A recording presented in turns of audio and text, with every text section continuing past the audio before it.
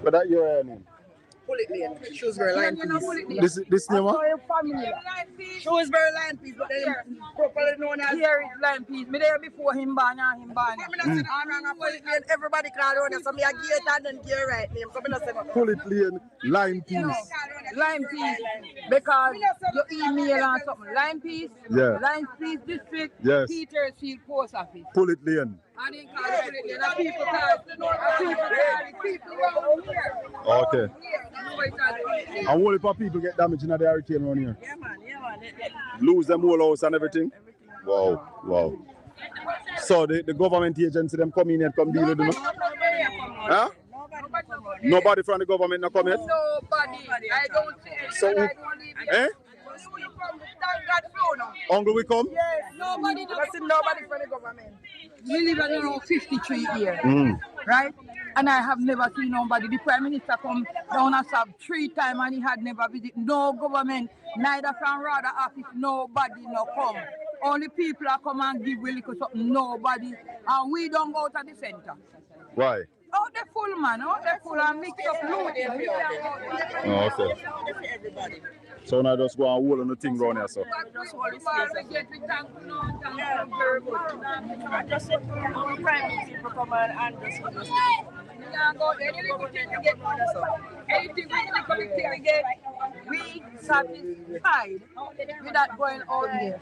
Because one thing we do know that the government says you don't have land title, you're not going to get no house. But that can't work. And it now go work, so can't work. I am living here from 1972 and so till now I don't get one piece of paper that I found with government. That means 53 years you live here, so you know. But look, and until now I've been looking for people would come and the Prime Minister he will drive and come because he have lots of support. You don't have to hide and know because everybody know me.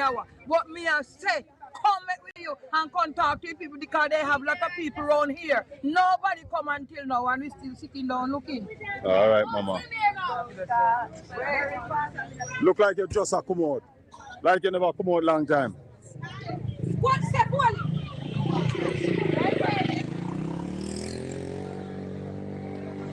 Your mommy, it look like you just come out. You come out long time. Where you live? So a lot of the houses over this side get damaged. Yeah. Wow. More damage. Oh. Neighbor. So, let me ask you a question. If the government come to relocate you temporarily, would you go? Me not left, sir. You not left? You stay over there? Because you have a roof over here that night, right? Yeah. Okay. Blessings. How you do? How the storm treat you and the one on the way? Morning. Blessed is the man that walketh not in the counsel of the ungodly, nor standeth in the ways of sinners, nor sitteth in the seat of the scornful. But his delight is in the law of the Lord, and in his law do we meditate day and night.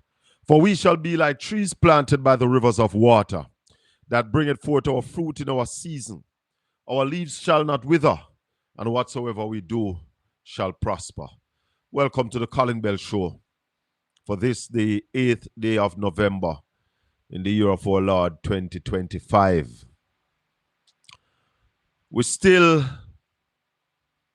and will be, for some time, dealing with the aftermath of Hurricane Melissa. It's going to be a long track, I can tell you. My fears are mine, based on my experience, based on my view, and based on the vision that I have been inspired by from the Almighty. And when I go down at the west, I don't just go, so me have carry something to help them. I want to see them condition, and what I am doing is representing them. People's representative. And from last week, Friday, we went down there first. And when we got back on Thursday, minimal changes. Nothing that you'd say yes. The roads are a little bit easier, but the roads are not back to being clear of obstacles. And we drove the same route. We drove it one way on Friday, and we go the other way. So Friday we entered from Kingston, come out through Montego Bay, Trelawney. This time we entered from Trelawney, Montego Bay, and exit out through Kingston.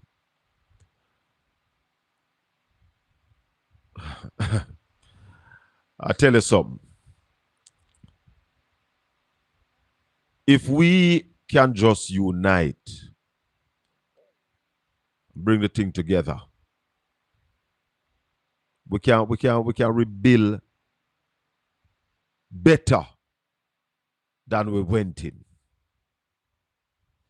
And I want to call all vloggers and bloggers this morning.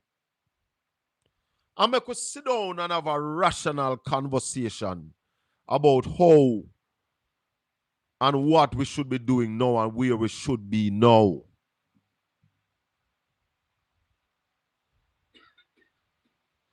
There should be no community in Jamaica that not feel the government yet. None. Shouldn't be. We have the resources to send people into every nook and cranny of Jamaica right now. We have the skills. We have the assets. So we should not hear about communities when we not see nobody yet. 10 days after the disaster. And I put my thing on the table, you know, because see me don't have a choice but to just speak it as I see it. Me don't have that choice. Me have to just call it as me see it.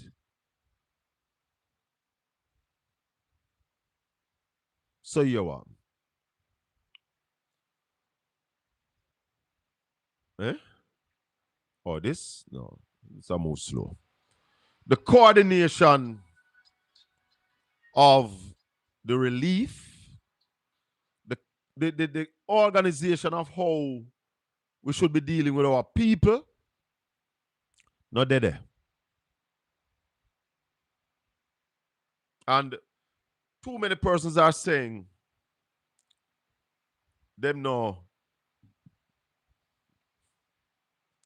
get no formal addressing yet. I'm going to tell you something. No. The political directorate have a role to play in all of this. It's a politician them supposed to ensure that things happen, you know. You have regional offices in all of the thing them. NIS, NHT. All of them people should be mobilized and out already. Listen to me. The NHT should have employed already 200 or 300 people to send them into the hardest hit area to do the assessment of the housing stock, Mr. Prime Minister. One of the problems we have in Jamaica is leaders who are inspired. Our leaders that we have are not inspired. And therefore, the vision now role The leadership now sure. People are living in water. Flood water. After many days, still a run through them yard. The videos are here. And we have more to show. The positive out of this is that Jamaicans are coming together as a people. But the leadership is still showing division. And my first question to you this morning, Mr. Prime Minister, the first of many that I have for you. And I'm asking these questions based on your statement. I mean, when I'm on, can talk, you know. People go out there and vote for me. In spite of your wants, I may never win. I offered myself to represent the people.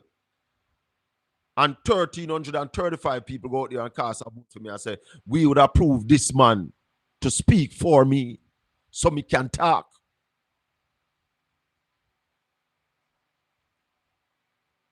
We're not seeing that. We never hear that coming out of the parliament. We never hear temporary shelter cannot be just some people going to a schoolroom, Mr. Prime Minister, and the security guard, the watchman. I'm not even a security guard. No disrespect to your job. But them school guards, they are called watchmen. And then you have the different security guard them coming at the day. Police! After there any shelter where have been them the amount of people there. It can't be that nobody come there and give them food package. Care package should have been given out to a structure. So if you call it shelter, you must hand over the thing to the shelter. And the shelter distribute it in a timely manner. People need to get toiletries. Everybody come and you join a line and get your thing that happen all day and like we are going to go with it. It come and go in a central storing room at the shelter. Brother, don't have to talk to people. That's why you need to bring in the opposition. The next thing, Mr. Prime Minister, I hear you speak of unity. Let's see the action. What it is that you have involved the opposition members of the parliament in. Those 28 elected representatives who the people go out and say overwhelmingly over your people them. That here are some people and they send them to the parliament. What are their involvement in the process? And until you can show that, you know, Mr. Prime Minister, you can't really talk about no unity, you know, because you don't have nothing to show. You don't have nothing to show. You say you don't mind criticism. Well, me, I say, show me, Mr. Prime Minister. You have nothing to show that you are dealing with unity. Stop it. Stop it.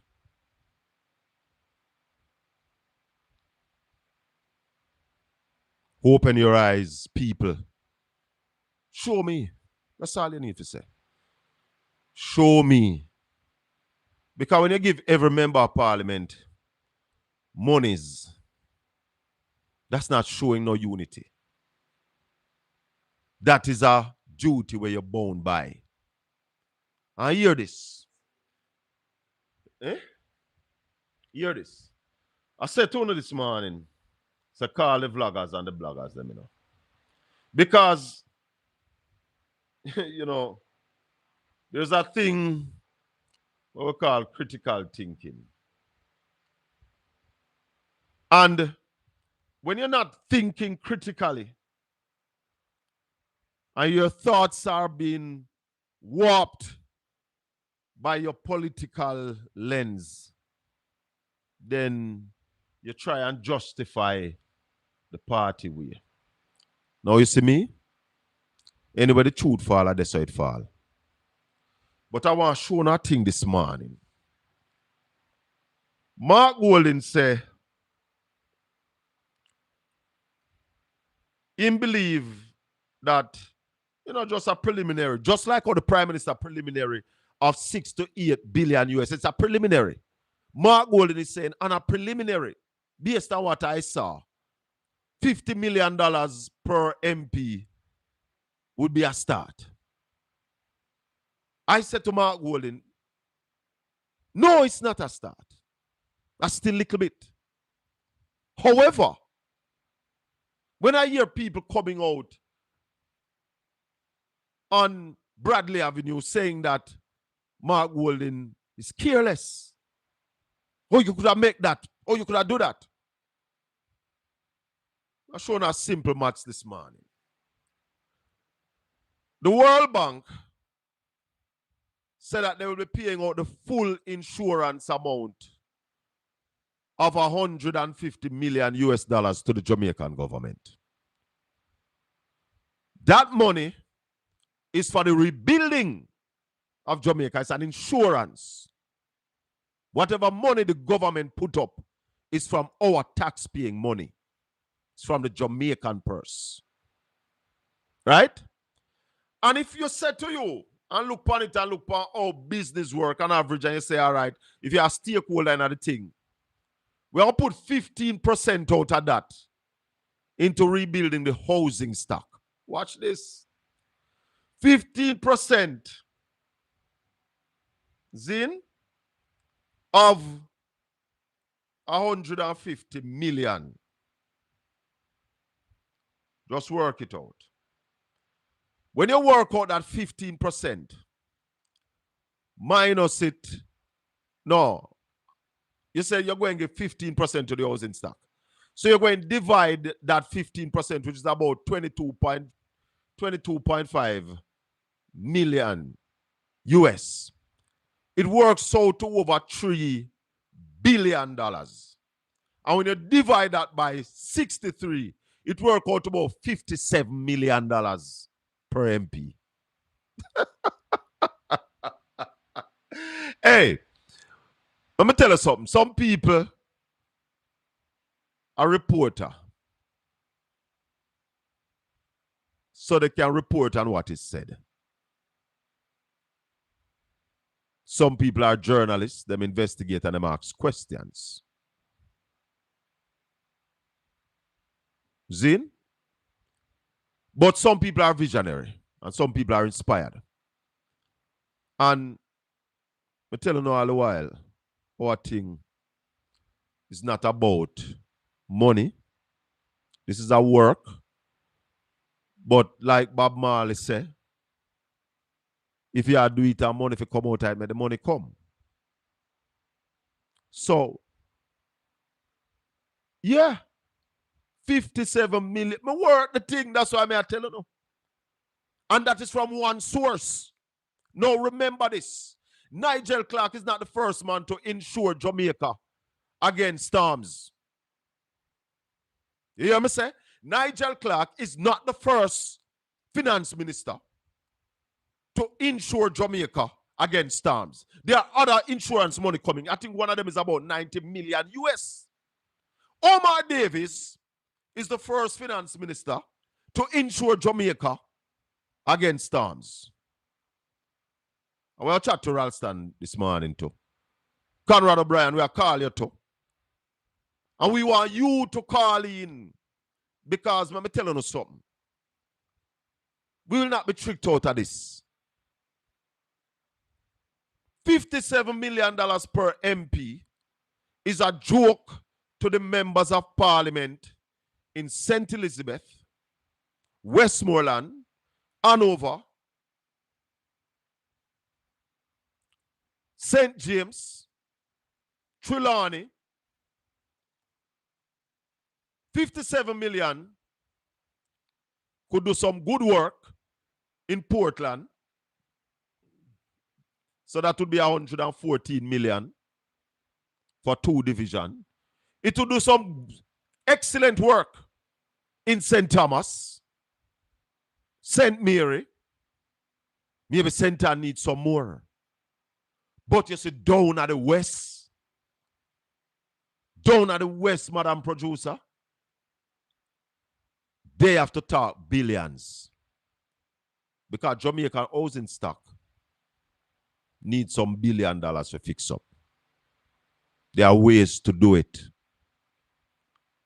Can be done. The other thing I tell you now, if you don't make the people them suffer too long, if you allow these people to suffer too long, Mr. Prime Minister, we have a problem. We have to relieve that suffering here fast. So nobody sit down and gonna think how this money I can roll and wait for roll. But the money reach the people. People get the benefit. People must get back housing. Me hear some people are talk about if you have to build back everybody else. Oh, you mean? Build them back if you can. I saw no wicked. No, I saw no really wicked. The people them get damaged and yeah, people are questioning if government will do everything. Yes!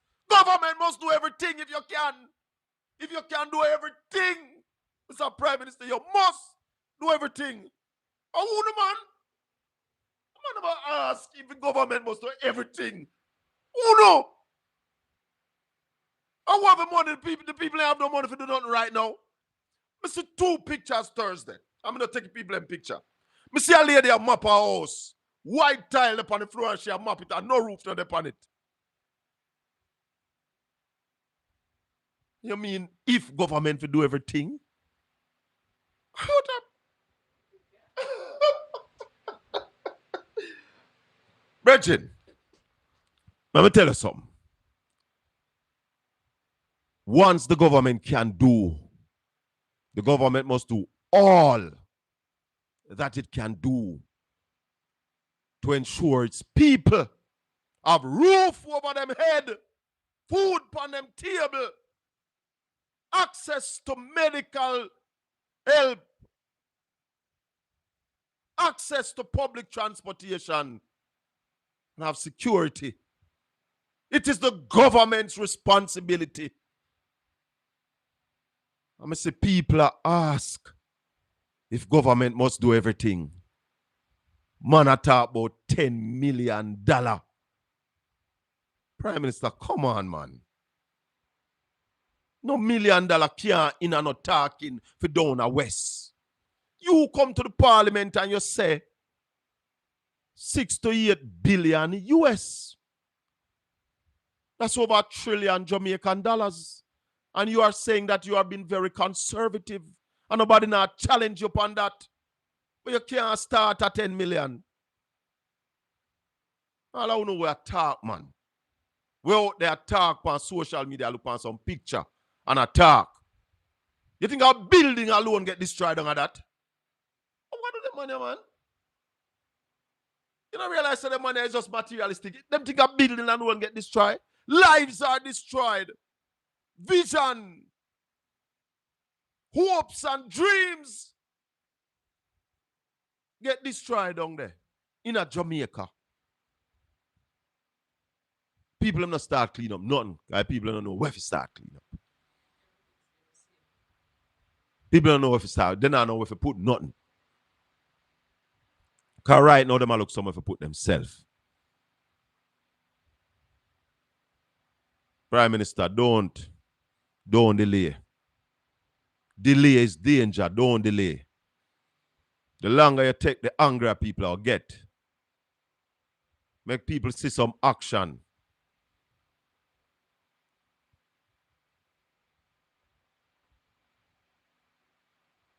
I say out of that insurance alone, Prime Minister. Out of the insurance alone from the World Bank, you can put $3 billion down there.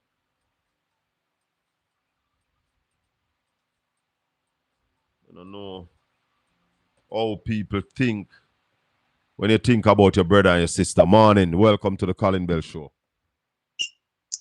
Morning, Sir Bell. Madam Producer, I'm not seeing one on my phone. Morning, sir. How you do? Not bad. So, these generators, right? I have to call about the generator this morning. Yeah. So, Mr. Andrew said he might loan a generator to people. I will get the generator them free. Oh, you know from that. Belgium, you know. Oh, you... 400. So, we send you the video. We send you the video where we get the generators them. I sent you the video. Belgium sending 400 generators. 400. Send you the video where Juliet Owen is going to receive the generators. 400 free generators. Oh, yes. And those are what they are loaning to people. And them I just say, loan them. Me see for the news. Now press conference when say, loan the people them. No, but you see, the generator. Let me tell you something. That's the problem there, you know.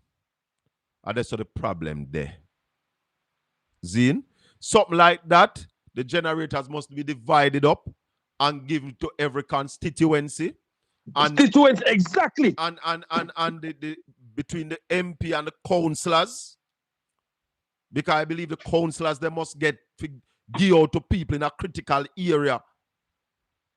Yeah, that little livelihood can go on in some place where even no mash up so bad, because right now in a Portland people are suffer. There's no electricity in 90% of Portland. Maybe 10% of electricity. The rest of people are in darkness. Their livelihood going down the drain. Hey. People who have chicken per fridge, people who are raised chicken, people who supposed to slaughter, people can't open them shops. 400 generators should be divided. Most side go west, some might come. And if you want to put in a system, because hear this. Really heart-rending. Hear this. And you have to think two things. I hear this from me, I said to you.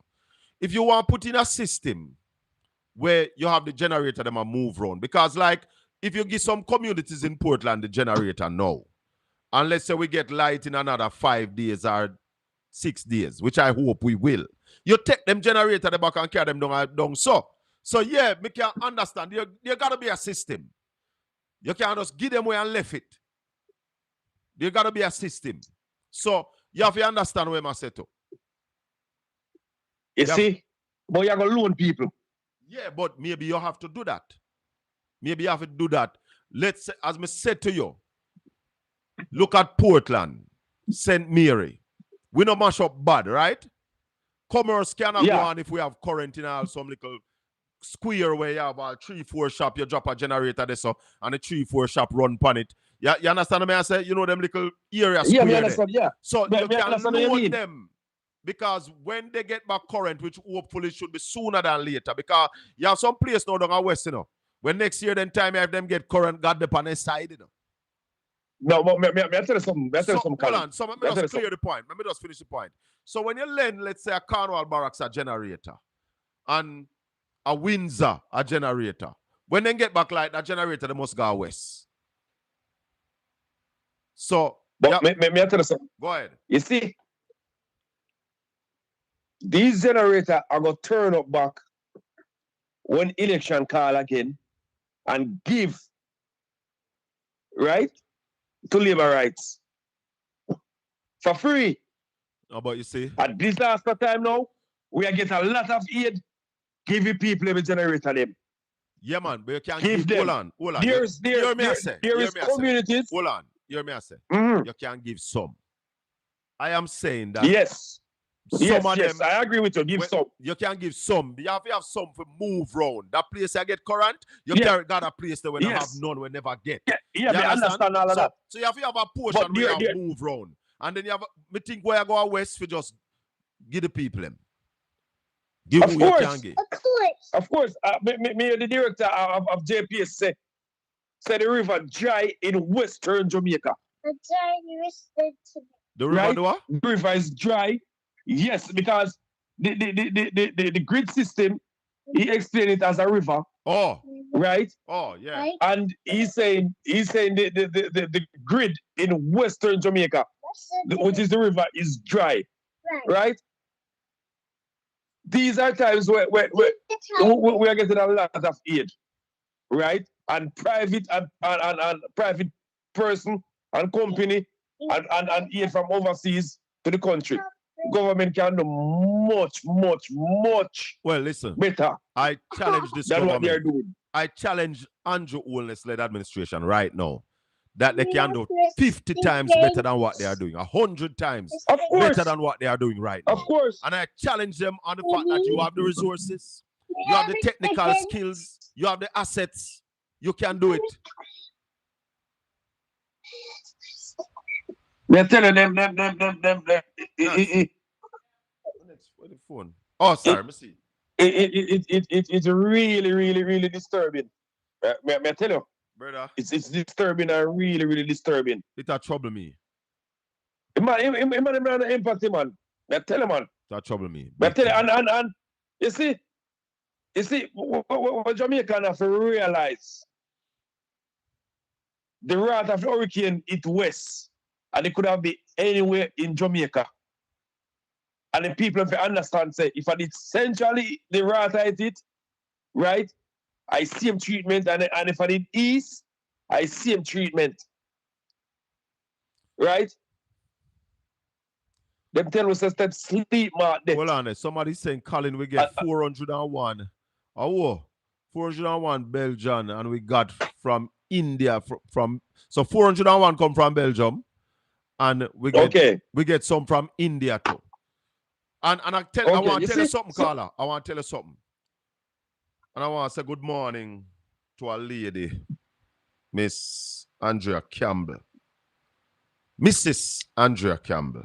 She's one of the senior vice president at Home Depot.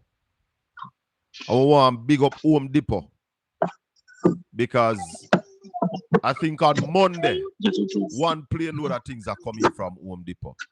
And them have about $1 million worth of things that sent to Jamaica. I want to thank all the people where I give to the people on the ground. And we know for a fact that the government can do much better. Andrew, may I say $3 billion out of the 150 million. The government are collect about close to $50 billion in insurance, you know. Close to $50 billion in insurance money. We're not talking about gift and grant. Anyway, my brother, I could talk a little more. All right, respect. Blessings. Yeah, man. The Prime Minister get rid of, well, put in a new head at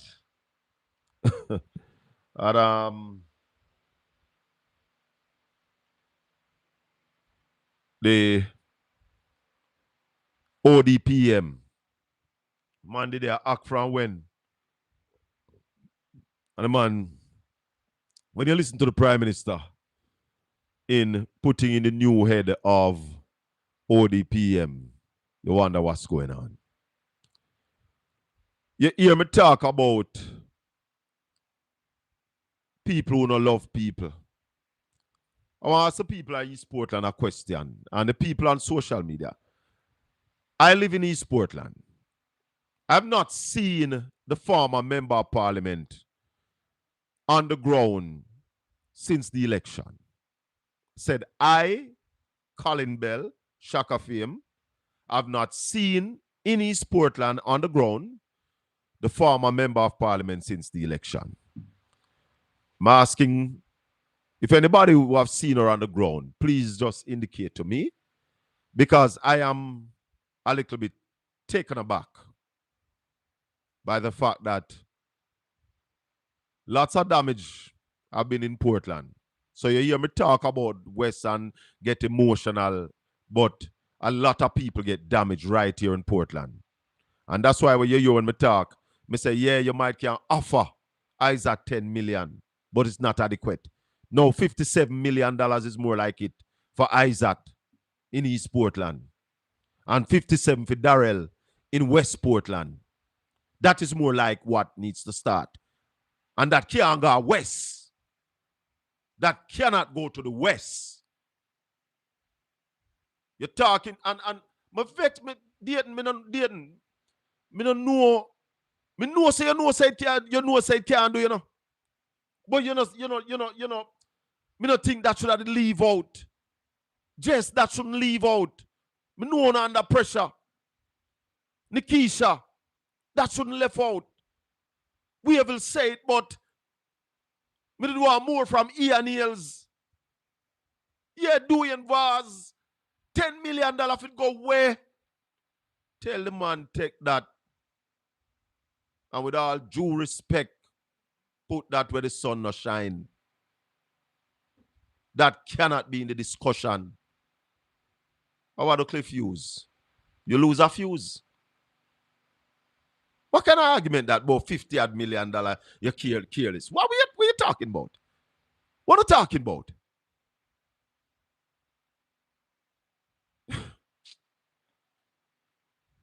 This is not just infrastructure. Lives. Some real people down the West are stressed out right now. Some real people down the West are wonder how me I go even get back close to where I was. But I am saying that we can do it. And what upset me is that we have the resource to do it. The 150 million, they were about 300 million US. Jamaica go get in our insurance. So no make them tell no about no 150. I'm gonna play that clip here from the World Bank. Make you see I'm not joke.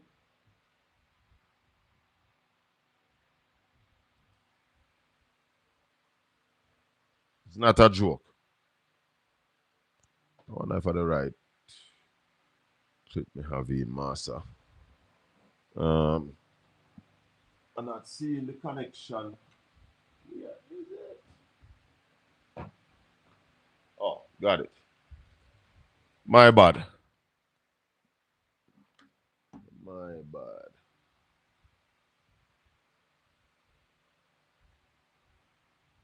Today confirmed that the government of Jamaica.com. The World Bank today confirmed that the government of Jamaica will receive a full payout of $150 million under its catastrophe insurance coverage. More in their support from Halshane Burke. Their government announced last week that it had triggered the catastrophe bond following the devastation caused by Hurricane Melissa. In a statement on its website today, the World Bank confirmed that the 100% payout will be made to aid in the reconstruction exercise on the island. It said an analysis carried out by third-party calculation agent AIR Worldwide Corporation concluded that Hurricane Melissa reached pre-agreed parametric triggers qualifying for a full redemption of the World Bank catastrophe bond, which offers Jamaica financial protection against specified natural disasters. As one of the most exposed countries to natural disasters, the World Bank said Jamaica has a well-developed disaster risk financing strategy.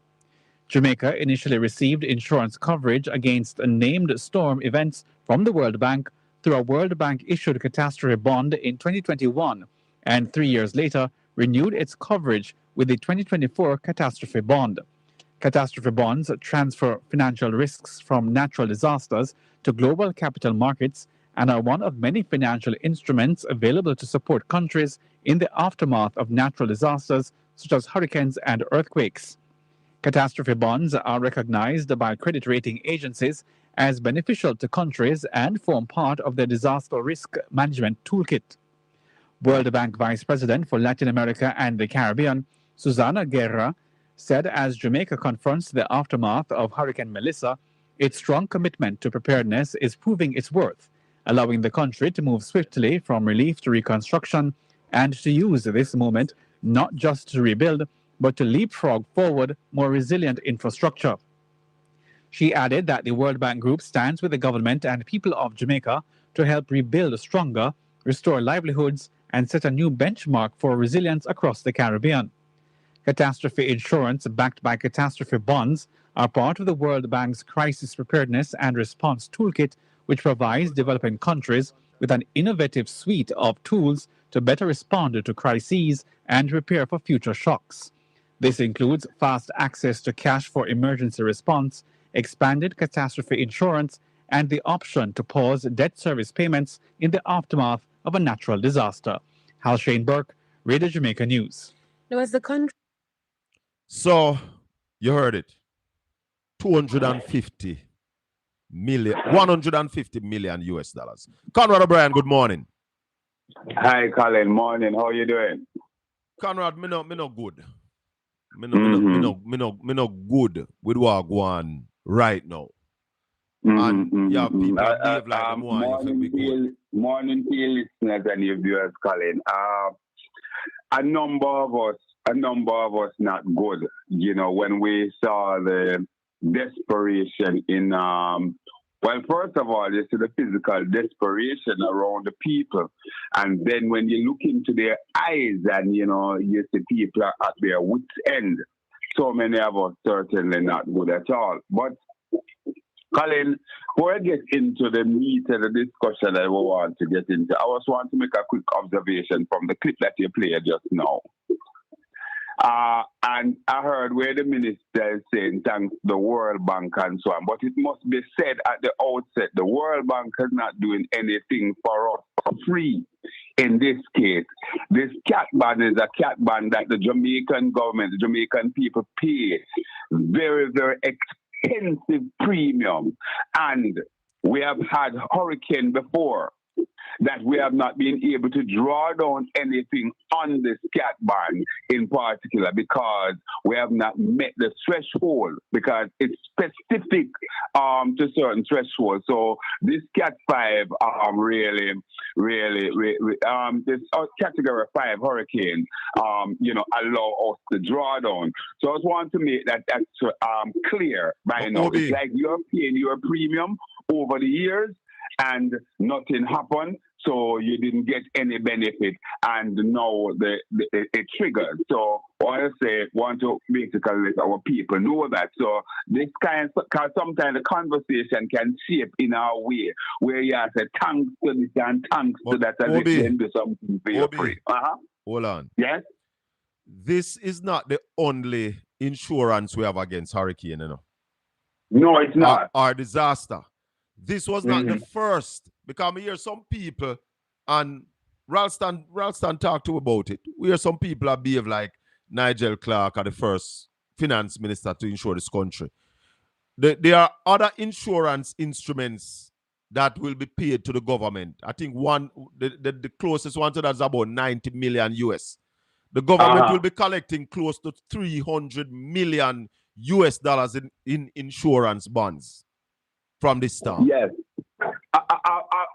absolutely. And one must remember, Colin, that as time evolves, there are certain things that come and you basically subscribe to them as they become more relevant to the time. So the most recent cat ban here with the 150 that pay out, that would be something that would have been on the grid in the newer dispensation. And one must also note that this came about as a result of the Caribbean together. It wasn't a Nigel Clark brainchild. No, it's really the World Bank offered it, So it was not a Nigel brainchild, definitely not. But we're hearing something in the background, Obi. Yeah, I just turn it down. All right. So it's not a Nigel thing. Dr. Omar Davis was the first finance minister to insure Jamaica against these kinds of disasters. Exactly, but I'm saying that it is something that basically, although the World Bank. So in other words, it's like the World Bank would be the company, the insurer. But I'm saying that the whole conversation and so emanates wider, not just within Jamaica, but the Caribbean. So more other Caribbean country would be under this auspices as well. That's the point I was trying to make. Okay. No, but we also, Colin, and I hear you hitting hard on it, riveting home that we could collect as much as 300 million or 350 million US. By way of these kind of insurance scenario coming into Jamaica. And certainly the lead that shows from that would be the 150 that we have met all the threshold. And on the other drawdown, the thresholds are lower than what it would need for us to get the 150 per payout. So once we get that 150 payout, that the rest would trigger. And I agree with you totally, Colin. We have to take a serious look as to how we start the rebuilding process. Now, we talk about the clearing of the space and so on. Now it's about erection. Start to put up places, make this community start coming back together. People start have somewhere to live. That is what it is. People need roofs over their head, my brother. And if we don't fix that in short order, In short order before Christmas, people should be living in a safe space, covered. It not to be dear space, because while you provide temporary shelter, then you're working on their space. I am also saying, Obi, that this government have the wherewithal to fix up what the people them. Yeah, because what happened, I think I said it with yourself and Ralston before, Colin, and I believe that the money that are pouring in, whether by way of insurance or by way of donation, that basically should now really and truly be used to take care of the people, get the people up back by their bootstrap, you know, in terms of housing and all those sorts of things. Yes, and man. then in terms of the rebuilding of the country's infrastructure and all of that, then there now is where we're going to now move to the multilaterals now and engage those money by way of loans and so on. But the gifts and the insurance, I believe that our people should really start seeing real tangible benefits from that right now. Obi, I want to work out a maths with you. The government is drawing down 150 million. And we know it's about 300 million they might draw down in terms of insurance. Mm-hmm. I want to make a suggestion to the Prime Minister that to improve the housing stock in Jamaica, and Obi, if him do this, him not gonna lose no more election. But to increase the housing stock in Jamaica, it's about the people. You must dedicate 30% of that bond, the 150 million. You still have the rest, another 150.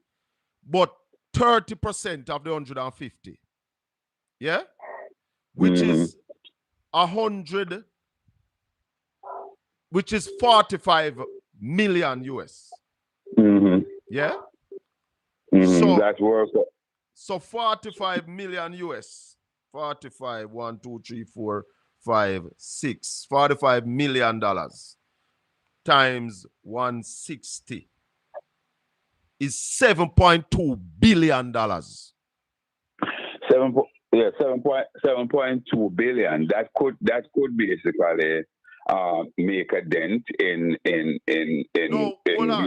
hold on. So if you divide this by 63, each member of parliament could access 114 million. But I wouldn't share it equally. You understand? No, man, I agree. I agree with you because that's a part of the equation. I would have put 4.5 billion down the west to those parishes. Or share up that between the MP them down there. So. Trelawney, St. James, Hanover, Westmoreland, St. Elizabeth. I don't know if I give Manchester so much, but there are constituencies in Manchester that you'd have to look at and put them in that band. Yes, and some are across. So it would be Colin, as I think what I'm picking up from you, as you assess the thing, because there are degrees of devastation, and we all know that the major devastation is St. Elizabeth, Westmoreland, Hanover, St. James, Trelawney, right? So, Obi, I think that's where. When I try to put on the table for the Prime Minister, a few person call me, and say, them not like, oh, me go down low, say me go low when me say, put the $10 million which pass sun no shine. I mean, I was angry when me hear it, because the conversation can't start this up. You're learning from others in the media, Colin. It's Cliffy's favorite term, always saying that person must go push things where sun no shine. So you're not alone. You have company there.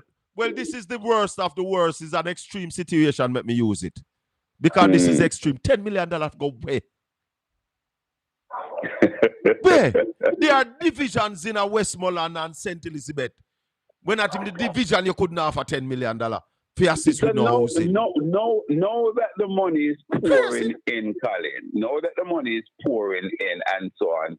And the Prime Minister, may have had, because let's face it, the Prime Minister is human and he probably was overwhelmed. So he was just basically throwing out some stuff. Know that he has a few more days to really digest and recognize that, so when we say about $10 million, no really makes sense. You think, let's see if he will turn up to the party and announce the real figures that can make an impression, right? He has to. Mm-hmm, he has to. Mr. Prime Minister, you have to. You have to go back and say your $10 million, you was just basically testing the water. Put the real figure. He will have to do a mea culpa, Colin, certainly. None of them, the MP, they down there, so. $250 million minimum. 250 million Jamaican. Yes. The money they have to talk to the man about. Yes. I want to say something to you, Colin. I think in northeastern Central Elizabeth, as I have it, I've been trying to reach to MP Zalika just, but I know the terrain there in terms of the connectivity and so on. Obi, hold on. So you are saying to me that Zalika cannot get a Starlink yet? Is that what you're telling me? That the MPs, because I've been trying to touch base with some MP down there, and their phone not ringing. Are you saying to me that every member of parliament in Jamaica can have a Starlink yet? And a joke, man. My information, Colin, is that one should have been made available. I won't speak in a definitive way, but my information is that one may have made available or should be made available to the constituency of Northeast. And I spoke to a councillor Myers, Champion Myers, and I asked him to see if she can get in touch with her. I know you want to talk to her, but there's also a lot of things that I gather she's doing. Because I think that about 11 houses, will start today in the constituency. It will be interesting for you to talk to her too. Definitely, because that's the kind of move we want to hear about. There are people on this platform who are ready to assist, So yes.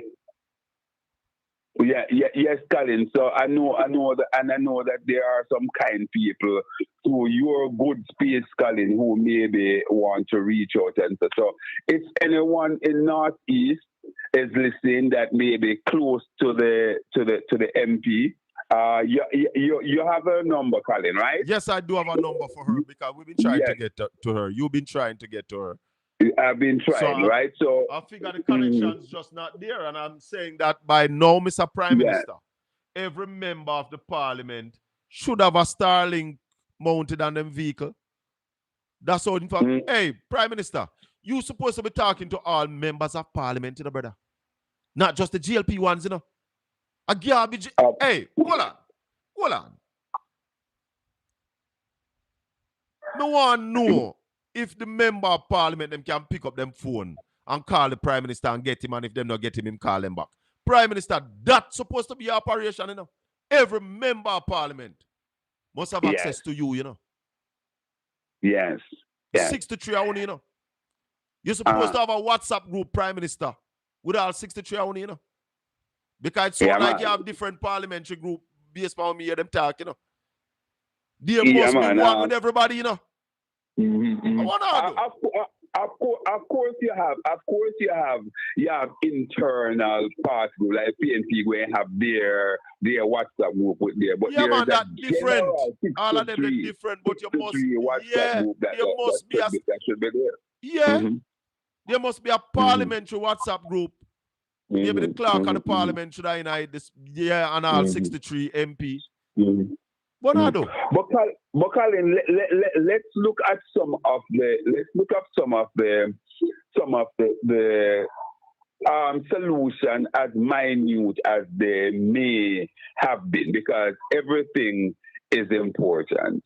You yourself, you journeyed to Westmoreland, or to the west. Don't know if you stop in St. Elizabeth, but certainly you went to Westmoreland. Am I correct? Yeah, man. We did stop in St. Elizabeth. All right, good. So now that you actually have a very, very good overview of the lay of the land. When you drove in, for example, with whatever you're able to, how are you finding the distribution process? Because what we understand, for example, we saw where it seems as if a number of things going into eastern Westmoreland, for example, right? So I think no, there are things available. How the distribution of these availability of things going now? Because I think we can safely say, listen, there are things in the island that come from overseas, and there are things that was procured here by people who just want to get. How do you find that distribution process going, Colin? Obi, let me tell you. And me can't tell you, say I've seen other distributions being done. You understand? Me can't tell you. So just to look at it that way, kind of sticky, because I did my distribution my way. Nobody never really guide my distribution in terms of what I did last Friday. You go and you say need and you feel need. Exactly. And what I did, what we did, the whole team that went down there this Thursday. For this one, we went to Central Westmoreland. It was Dwayne Vaz's constituency. And there's a brethren of me know down there where do some work for me. So I just link him up, but him never direct, because when me link him, I make him know say me a forward. Him never have a say in whether me that come or not. So we go in, we find the people who are in need, because in fact when I went to his location, I say, yeah, them people might want a little food, but them people are kind of not in the position of a need position from my first estimation. And then we went around to a place called, what the place near Madam Producer Pampute, but it's close to Shrewsbury. And the people were so appreciative.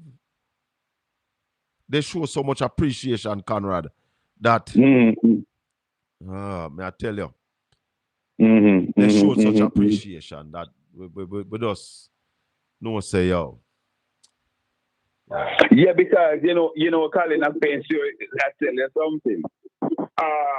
We have to be careful. We have to ensure that the thing out there, put out there, and people are getting it. We hear of MPs that get things in the past, and some of those things is in their storeroom and literally rot.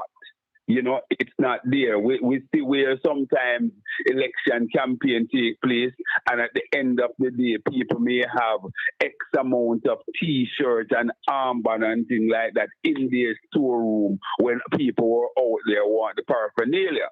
So that's where I'm heading, Colin. We gather that storeroom or warehouses are now being filled up with stuff and so on. The distribution process, in my view, is utmost. It's very, very important. It's very, very, very important for us to know how that is going. Colin. Yeah.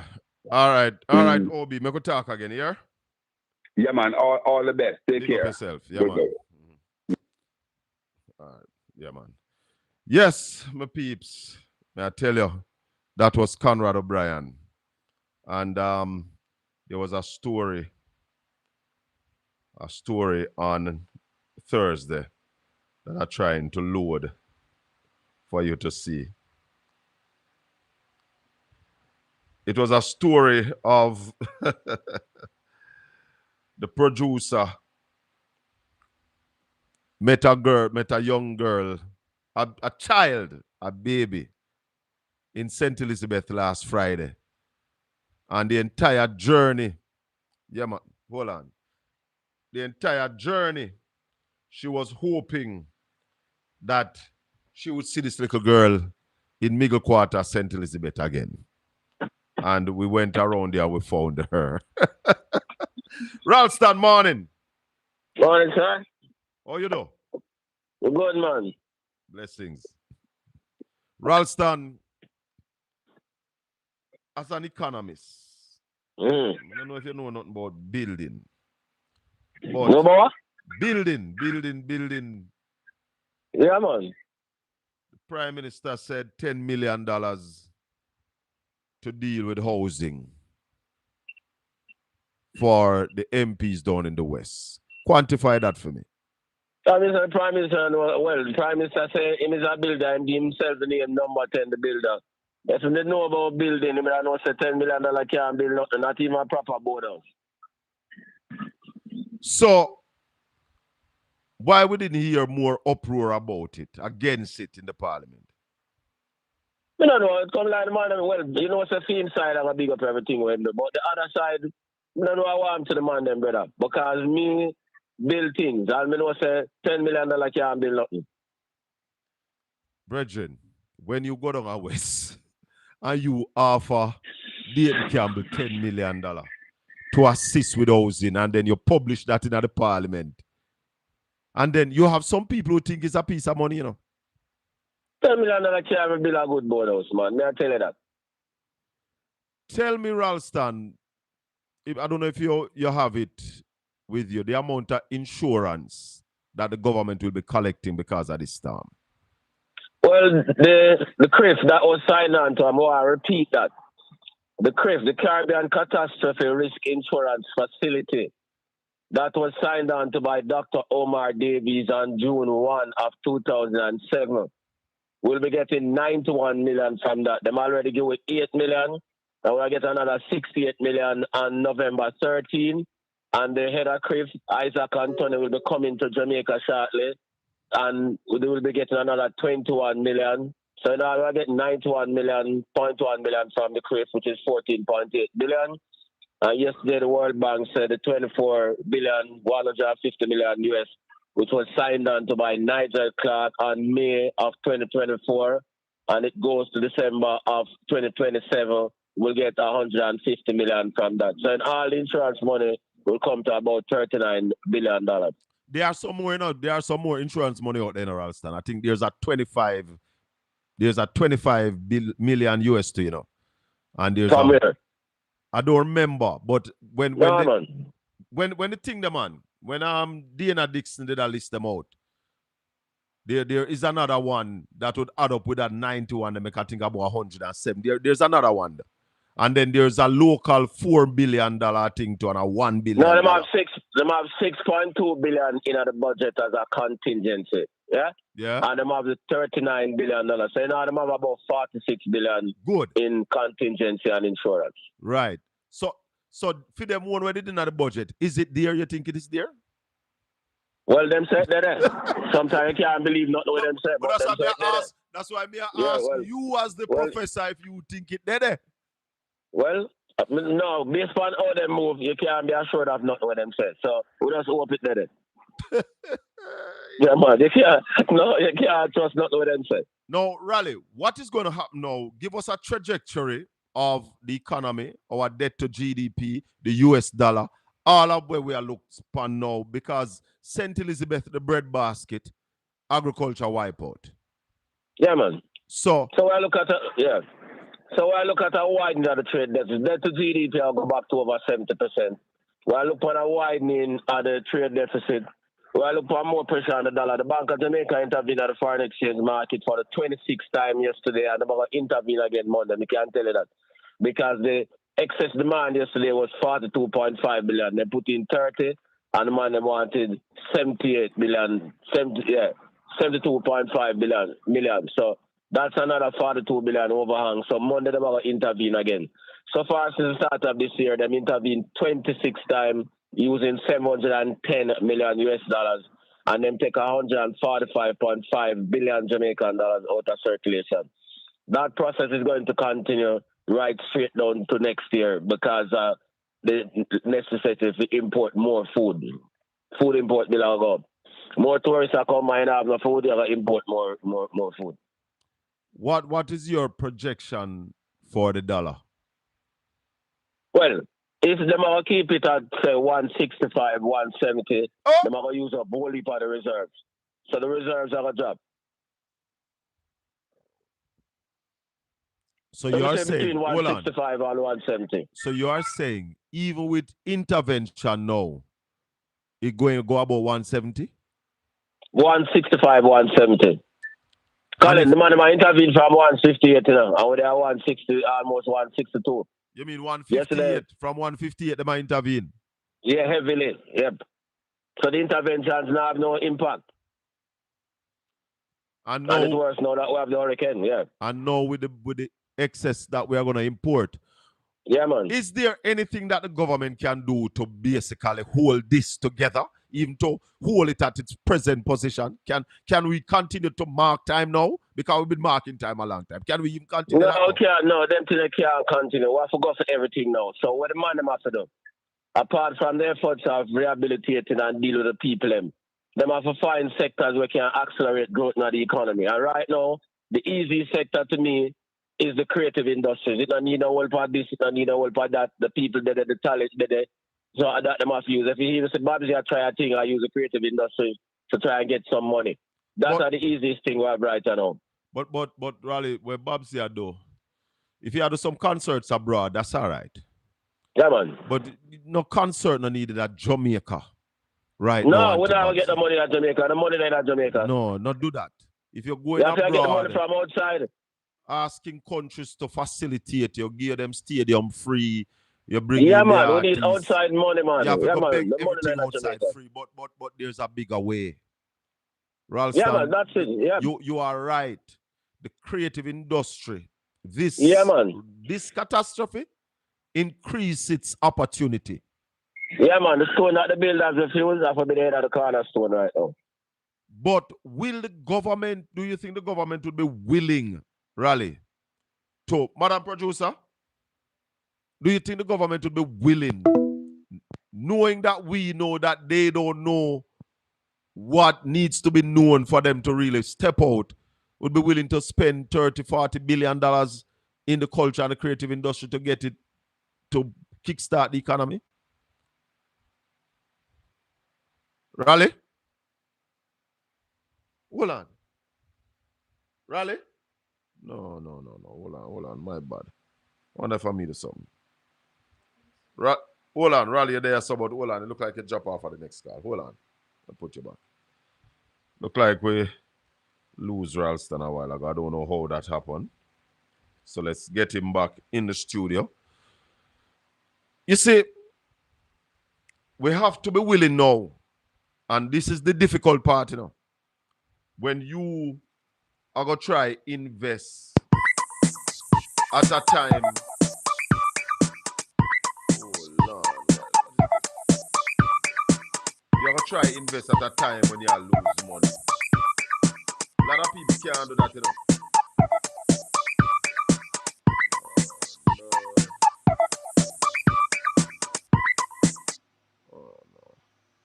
A lot of people can't do that when they're under pressure. Them now spend no money. So a lot of people can't do that. You have to have solid leadership that understand that, listen, if you don't spend this money and don't invest, you have a problem because you need to grow. And what scares me and continue to scares me is that we have a set of people. I'm here, I see one woman on social media say she glad say Andrew, a prime minister. Oh, it look like a Ganda phone, the Ganda, you know. Say Andrew, a prime minister. Them can't realize that what is needed in Jamaica now is what the Andrew Wallace administration never learned to do.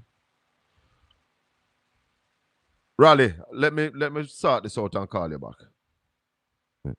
It look like the flow phone, the flow system gone down. So we might have to use data to call back Raleigh. I have to call him back on data, yes, sir. Let me call him back on data because look like one of our telephone provider drop off. And then it look like data getting a call signal. Some people, let's see if we can work this out and get back Raleigh on the thing because we have some critical questions that we want to ask Ralston Iman. If we can't get it that way there, then we might have to try this to sort out the discussion and to complete the discussion with Ralston Iman because we have to move forward, you know. Have to move forward and right, so the thing there, if we not sort out how we are going to go to growth now, how we are going to growth, is that's what is critical right now. And if we not sort that out, my people, dog near my supper. Wow. Trying to work out this thing. I forget to complete that discussion that we were having with Ralston Iman. No.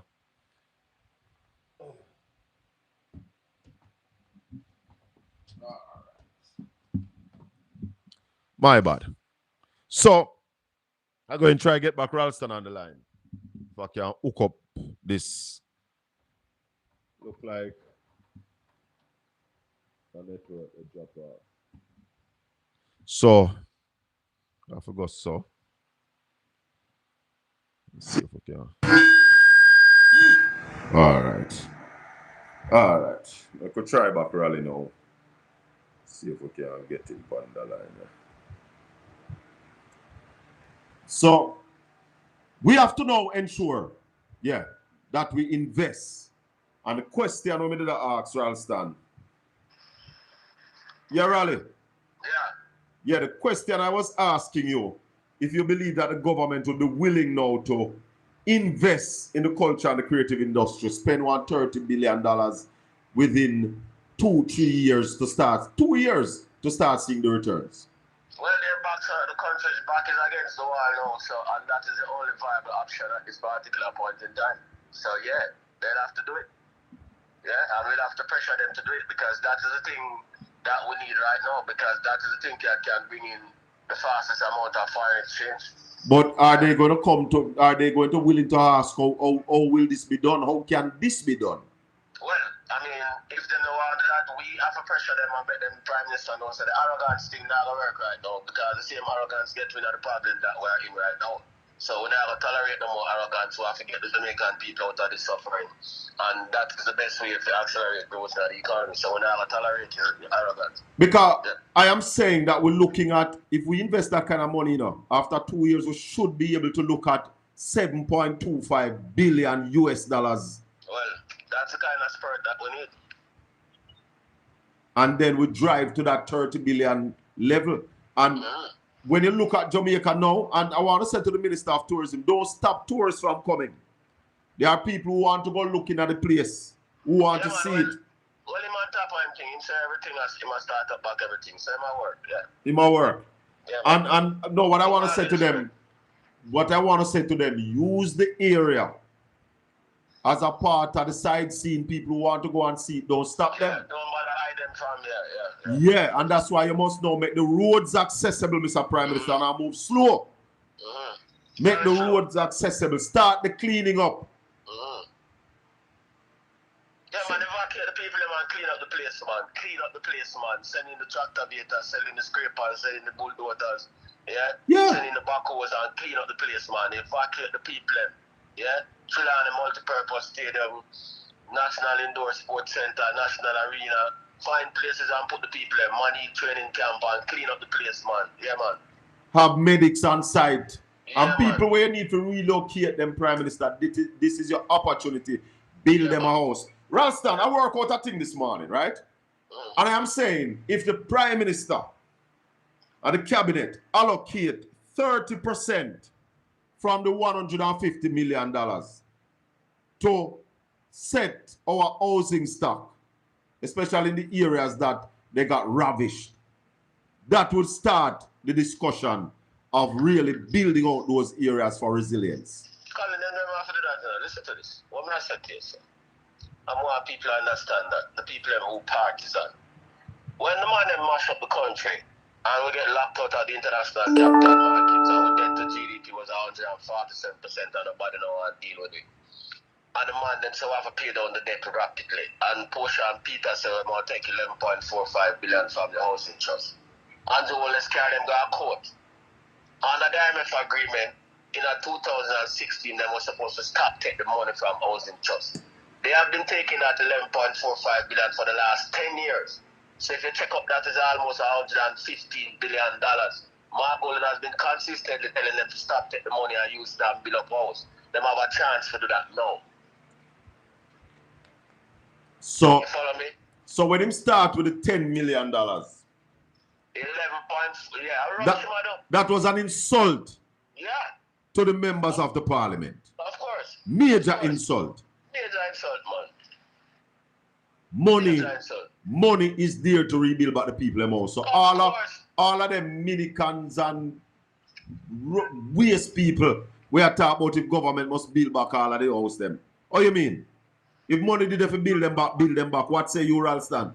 Colin, you said the man them take almost 114 billion from housing trust, so them shouldn't take it, should have stopped it at 2016. One reason why the banks them now are reduce the interest rate, the asset tax, it was supposed to stop off of Peter Phillips left in 2016, and them still continue to take the money, give them money for win election, pay the debt faster than for pay the debt, rather use them money than deal with the people and business. Ralston, yeah. When did they start paying this debt faster than they needed to? From them coming in 2016. Ralston, give me an idea, if it's not even an exact. All right, let me tell you something. Before me give you the idea, because we know say them have them trolls and them psychopaths. If you go up on the Ministry of Finance website now, yes, the last S&P rating, your S&P say, of the 141 countries which them rate, Jamaica is the only country where consistently run a primary surplus of more than 3% of GDP, even after the pandemic and natural disasters. Go back already to the Ministry of Finance website right now. Yes. They pay between 75 and 100 billion more than the debt that they were supposed to pay. Additionally, a week before the election, Fitch tell them, say, what the hell are they doing? It look like the war is 58% by the end of this year, which is 2 years before they reach something at 27, 28. Yeah. So even the money would have try impress continue to tell them say a fool system I do. So you are saying that the man them pay anywhere between 70 billion and $100 billion in overpaying the debt. All right. Let me get the latest thing. Between April and August, when them say they are prepared for hurricane, them collect more money than them were supposed to collect, and they pay 14 billion more upon the debt than them were supposed to pay. And cut spending, even the capital budget of the clean the drain, and then cut it by $4 billion. So them can't tell me nothing. So what kind of managing of the economy is that? That's why I talk about great management. You know, say like to pay debt and match up the rest of the place. A good fiscal management. That's a fiscal recklessness. So they move from one fiscal recklessness between 2007 and 2012 to another fiscal recklessness between 2016 and 2025. And I come tell man about good management and good fiscal policy. Garbage. They make the place vulnerable. Yeah? So S&P tell them that straight. We'll slow down growth because when S&P tell them say them are the only country consistently pay more for the 10 years. The man them say that is why we have one of the lowest growth rate in other countries them will rate and get the rating what we get. They don't want to know them thing, but that the man them tell them.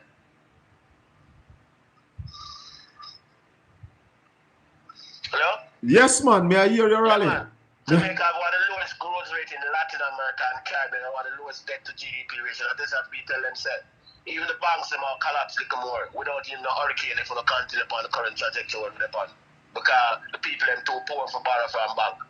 So how now, Raleigh, are we going to really get this going? Because me not believe them all look on the culture and the creative industry. I don't believe they are going to do it. Well, Colin, if they don't do that, you know, the poverty are going to deep, man, the place are going to blow up, you know. What them going to do? What's the mother? If them really say them wise, where's the mother? A social unrest them play with. Why else can get the country fast out of this? The culture, this Poor industry, the culture and the creative industry, if the man them serious rally, and as I said, you see, this disaster also increase our potential. Yeah, man. If You the need, man, to do a relook at the economy now. Look at the sectors which you give priority and all of them. You have to do a relook there. So between construction, agriculture, and the creative industries. And the creative industry has the potential for bringing in the money we want, the most foreign exchange, which is the what we big want. money, So, yeah. So the big money. Them can't see them wise and look on that. Them to just have to run them way. Well, I said to the people of Jamaica, we are Jamaicans and we are ready to help. But we see, and I call out the Prime Minister this morning, Ralston, because I have seen no action of unity from the Prime Minister. That's straight arrogance, man. Yeah, man. No action of unity. He speaks of it, but who are the opposition members who are on any other committee who are involved in this recovery and relief and rebuilding process? None. And the Speaker of the House doesn't want them to talk. So that's all another problem. So that's the Prime Minister. The Speaker of the House is a massive problem. But how we are going to rebuild so one-sided? What, you're going to rebuild left some people? It never work. And that is why even the private sector, man, whenever normally used to start no, because it's a madness of one. But when I hear one of them come out and say them raise hundreds of millions and they are at the table with the government and... Yeah, man, let's just say that. We're not afraid to call him name. We're not afraid of him, you know. So... Let's just say that. No wonder if he's really at the table and why we don't get a figure upon the hundreds of millions. Yeah, well, that is what we call for. Why here, when it's hundreds of millions, how much money you need? Yeah, because the Prime Minister said the government up to Tuesday gone only raise $150 million. Jamaican. And with the amount of announcements that we are hearing, that not sound real. No, we want the accountability to things to step up. Well, we need to know how much money. So what I say, we need to know we mention millions, hundreds of millions. We want it right down to the T. You know what I say? Mathematically speaking, we can appreciate that. So we want to know if I have 500 million, 600 million, 700 million. We don't also hear about the hundreds of millions. And we are come to with that. Yep, we want to know how many millions. Yeah, man. So we need to know that. Yep. So, Raleigh, we are saying that the food bill will go up this year then. Yeah, man, the food import bill will go up, the raw material import bill will go up, man. It's raw material import bill will go up. All of them import bill will go up, because nothing in Jamaica right now, so all of the import bill will go up. The dollar will come under pressure, the reserves are going to shrink, so I will find a way to get some more foreign exchange. Do you hear the creative industry have the greatest potential? Do you hear the Minister of Agriculture, the Prime Minister, making any announcement for farmers in the parishes that have not been severely affected to start getting into production? The Minister of Agriculture said some things. He said the damage at 20 million and him have contingency plan. I'm not giving a detailed plan, but he said the damage are in excess of $20 billion and he might work on some stuff. So I expect to hear some more from him next week. And what is it that you are expecting to hear from him? Well, we need to hear about the assistance program. The key person who is missing in this thing is the Minister of Finance. Because she have a deal with the money thing. We need to hear from the Minister of Finance who know how long the Prime Minister thinking can hide the Minister of Finance from the public. Because it seems like that's the strategy. We need to hear from her. Are the people calling for her? Well, me I call for her. We want to hear from the Minister of Finance. Have you sent in the request for your interview as yet? Invitation to come on the program. Well, somebody need to reach out to her, Ali. We can't sit down and just... I call her again today. Yes, man. We can't just sit down so and don't know what is happening. Communication need to be out there. Yeah, man. She don't make a presentation to the country from this thing start take place. So we need to hear from her. Oh, brother, give thanks here, sir. All right, blessed love. Yeah, one love. Yeah, man.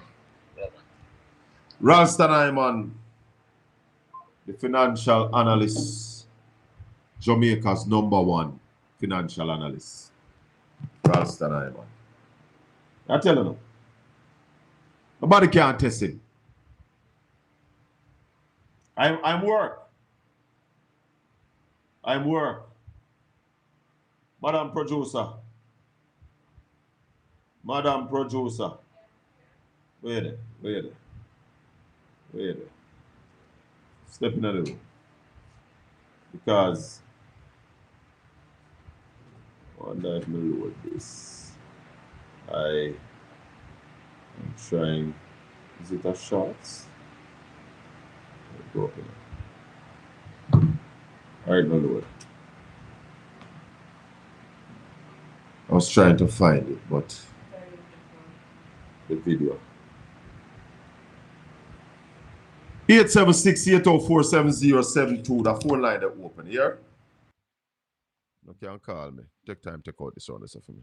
Watch your wire them. Watch your wire. All right, just no, that's still good. 876-804-7072. Marshy that call me. I don't know if it's a question him did have for Ralston.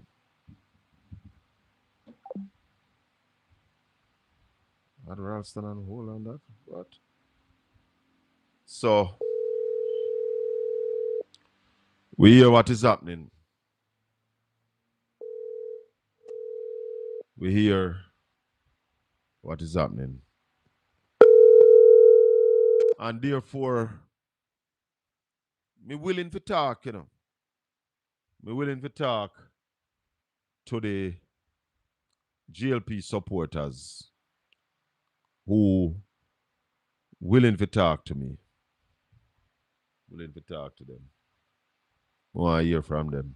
We love you. All right. I'm Colin. Colin, they are still alive. They are well. I see them up on the business again. The business up again. That is the great thing. Getting the economy going. And say the producer needs here now. Because we went to Westmoreland, right? The intention today was to Westmoreland. So if you realize we're not coming with one people this time, because we the bus. Hello, good morning. And the producer. Yes, sir, Colin. Good morning. Morning.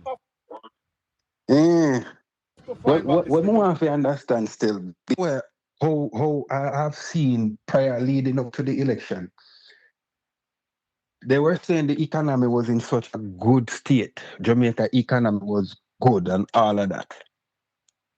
So where is the Prime Minister and the rest of them stance on this now, since we were in such a good economy?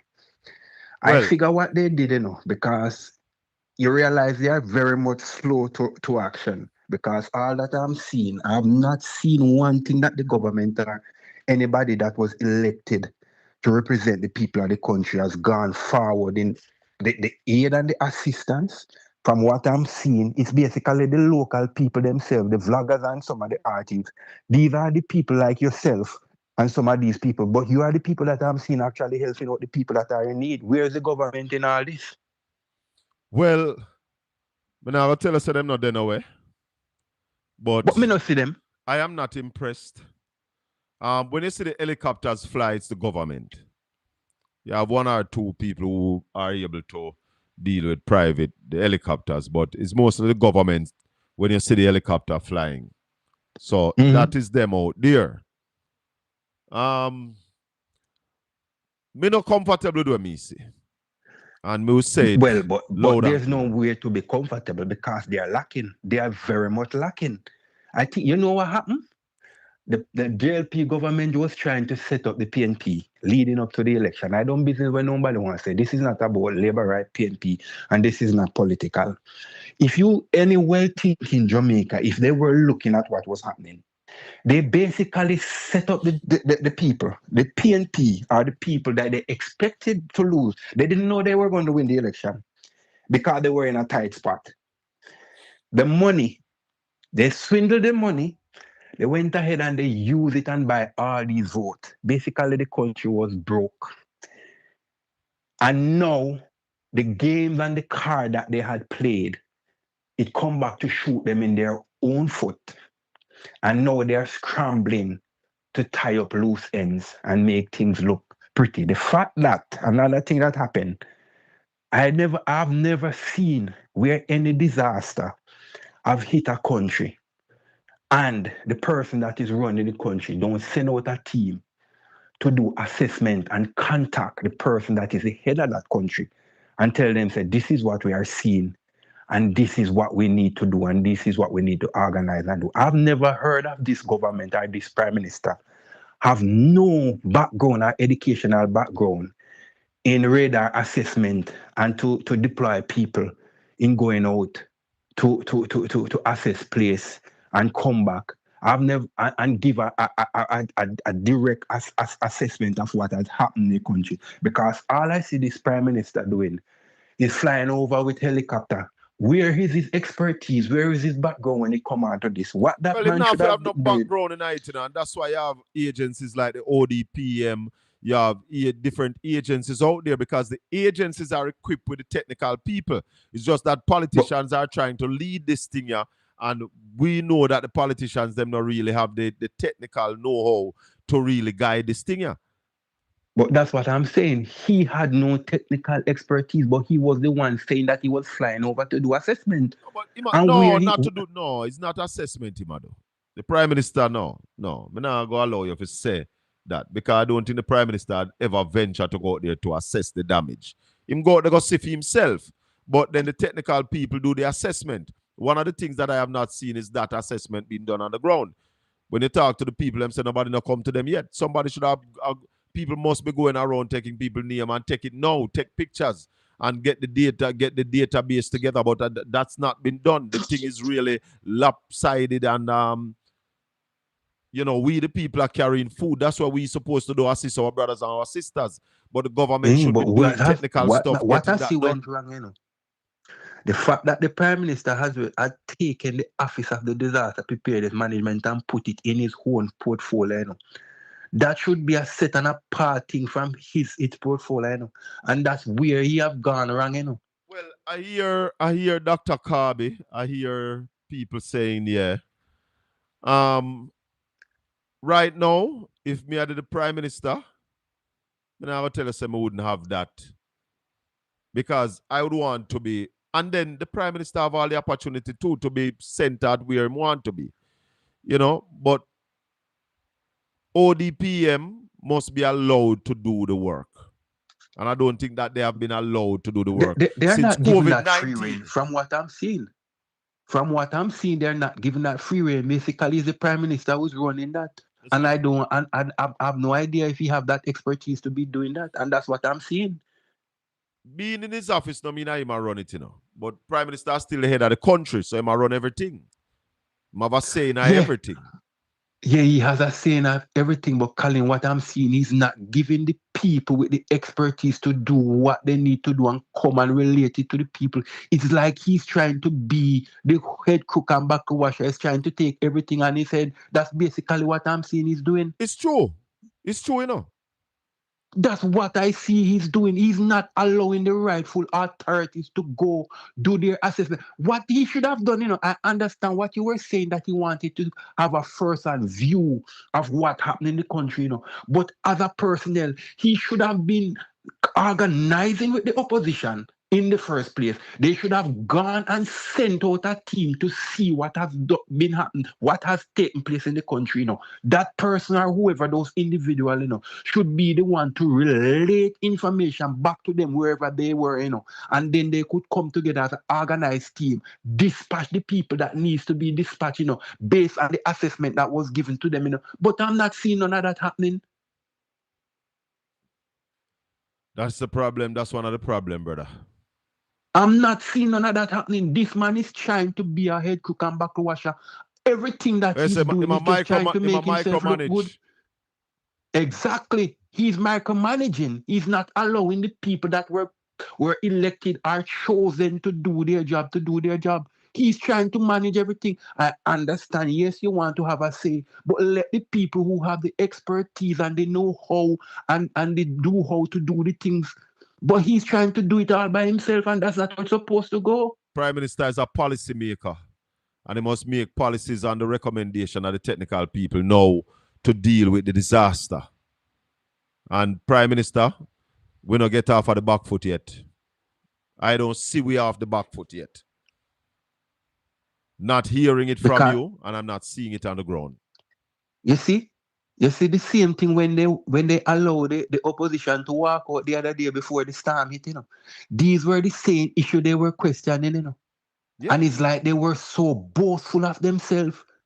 They didn't want nobody to question them based on what was happening. As the same thing come back to harm us. These were the same issues, that they brought up in the house, before the storm hit, And now the same thing come out to play itself. And now people out there talking about this, talking about that.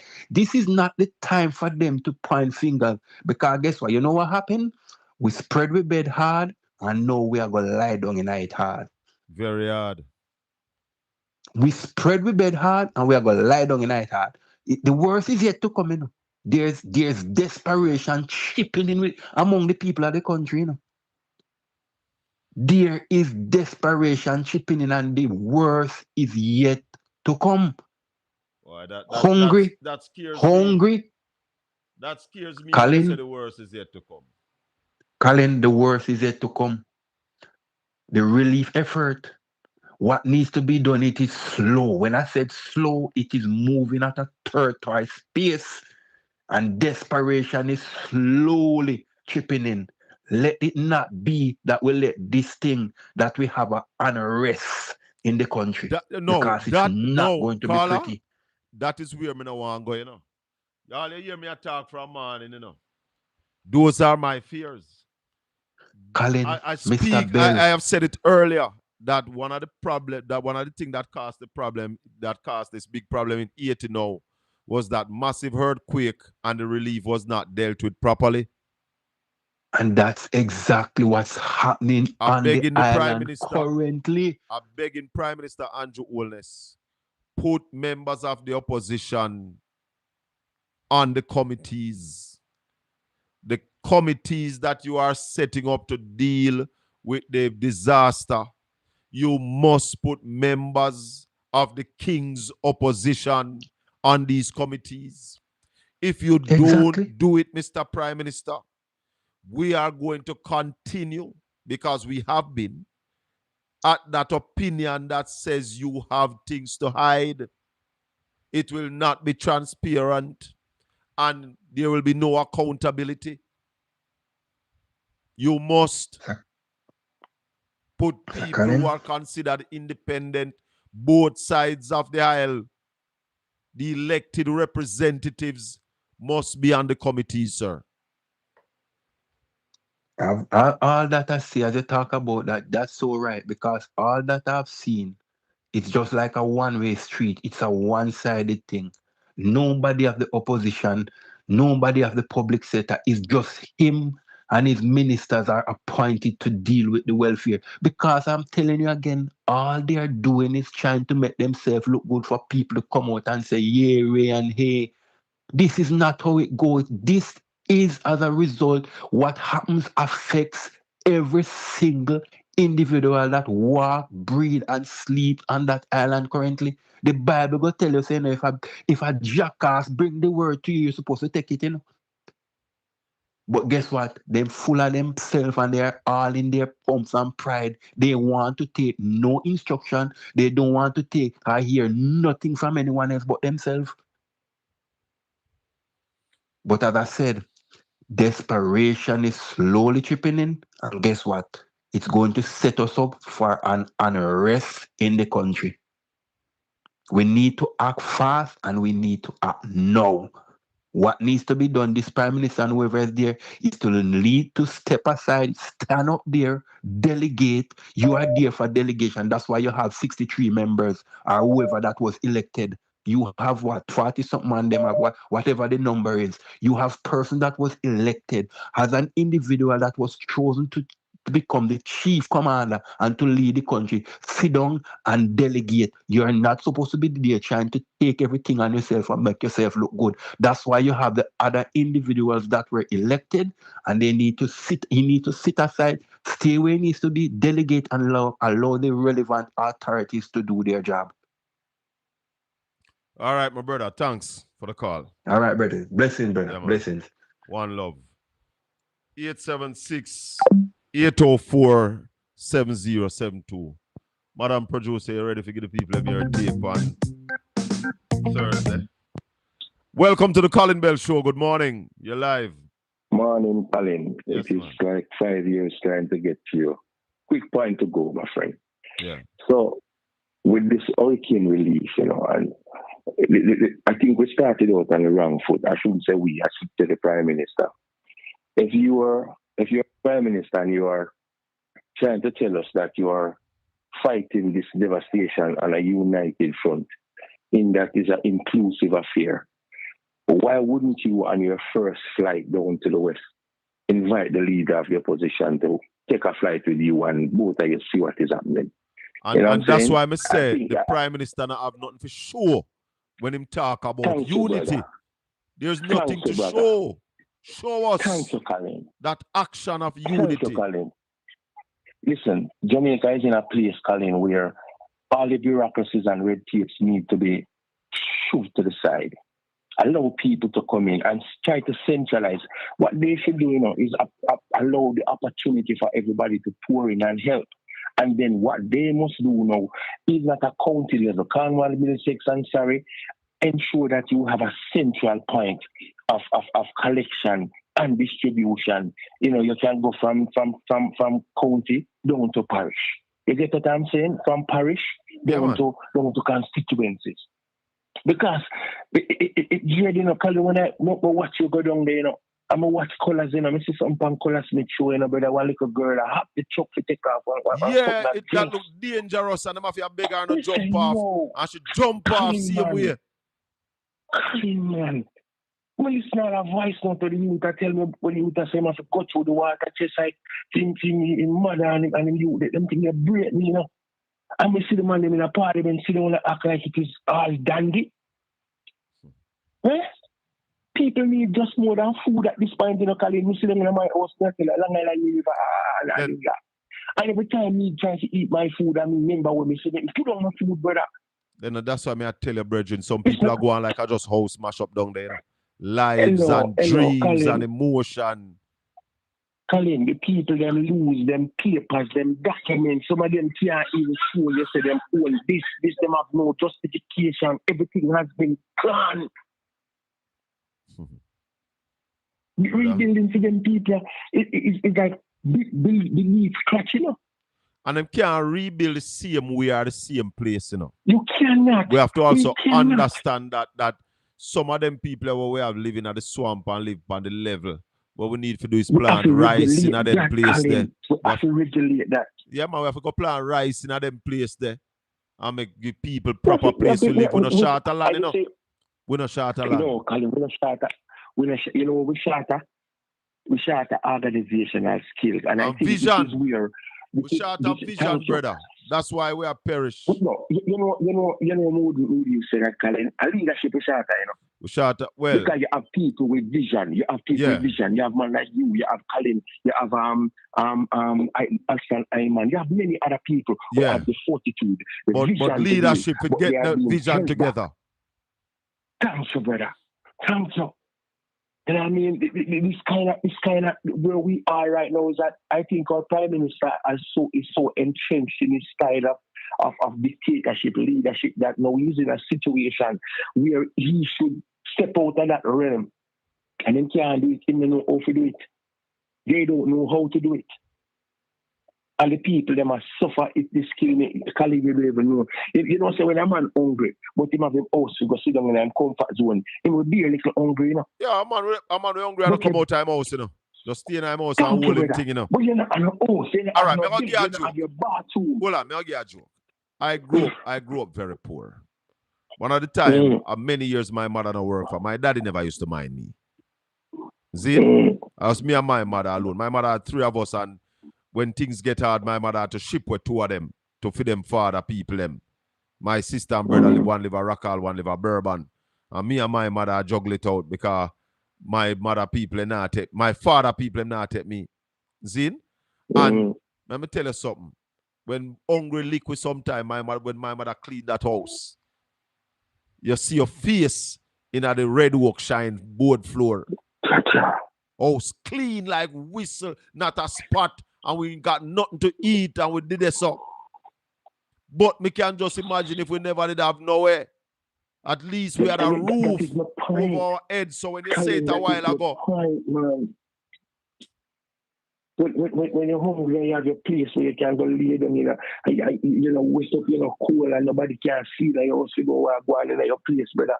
It is bad and not that bad, but when you end up in a situation like this, some people sit down in which part they used to live. Just sit down because that's all they can do.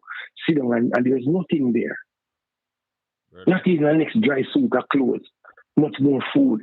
But people are going to use bathroom. People can be out now, but people want pass them food. And But that may ask from the other day, which part defecation I go on now down at them place there.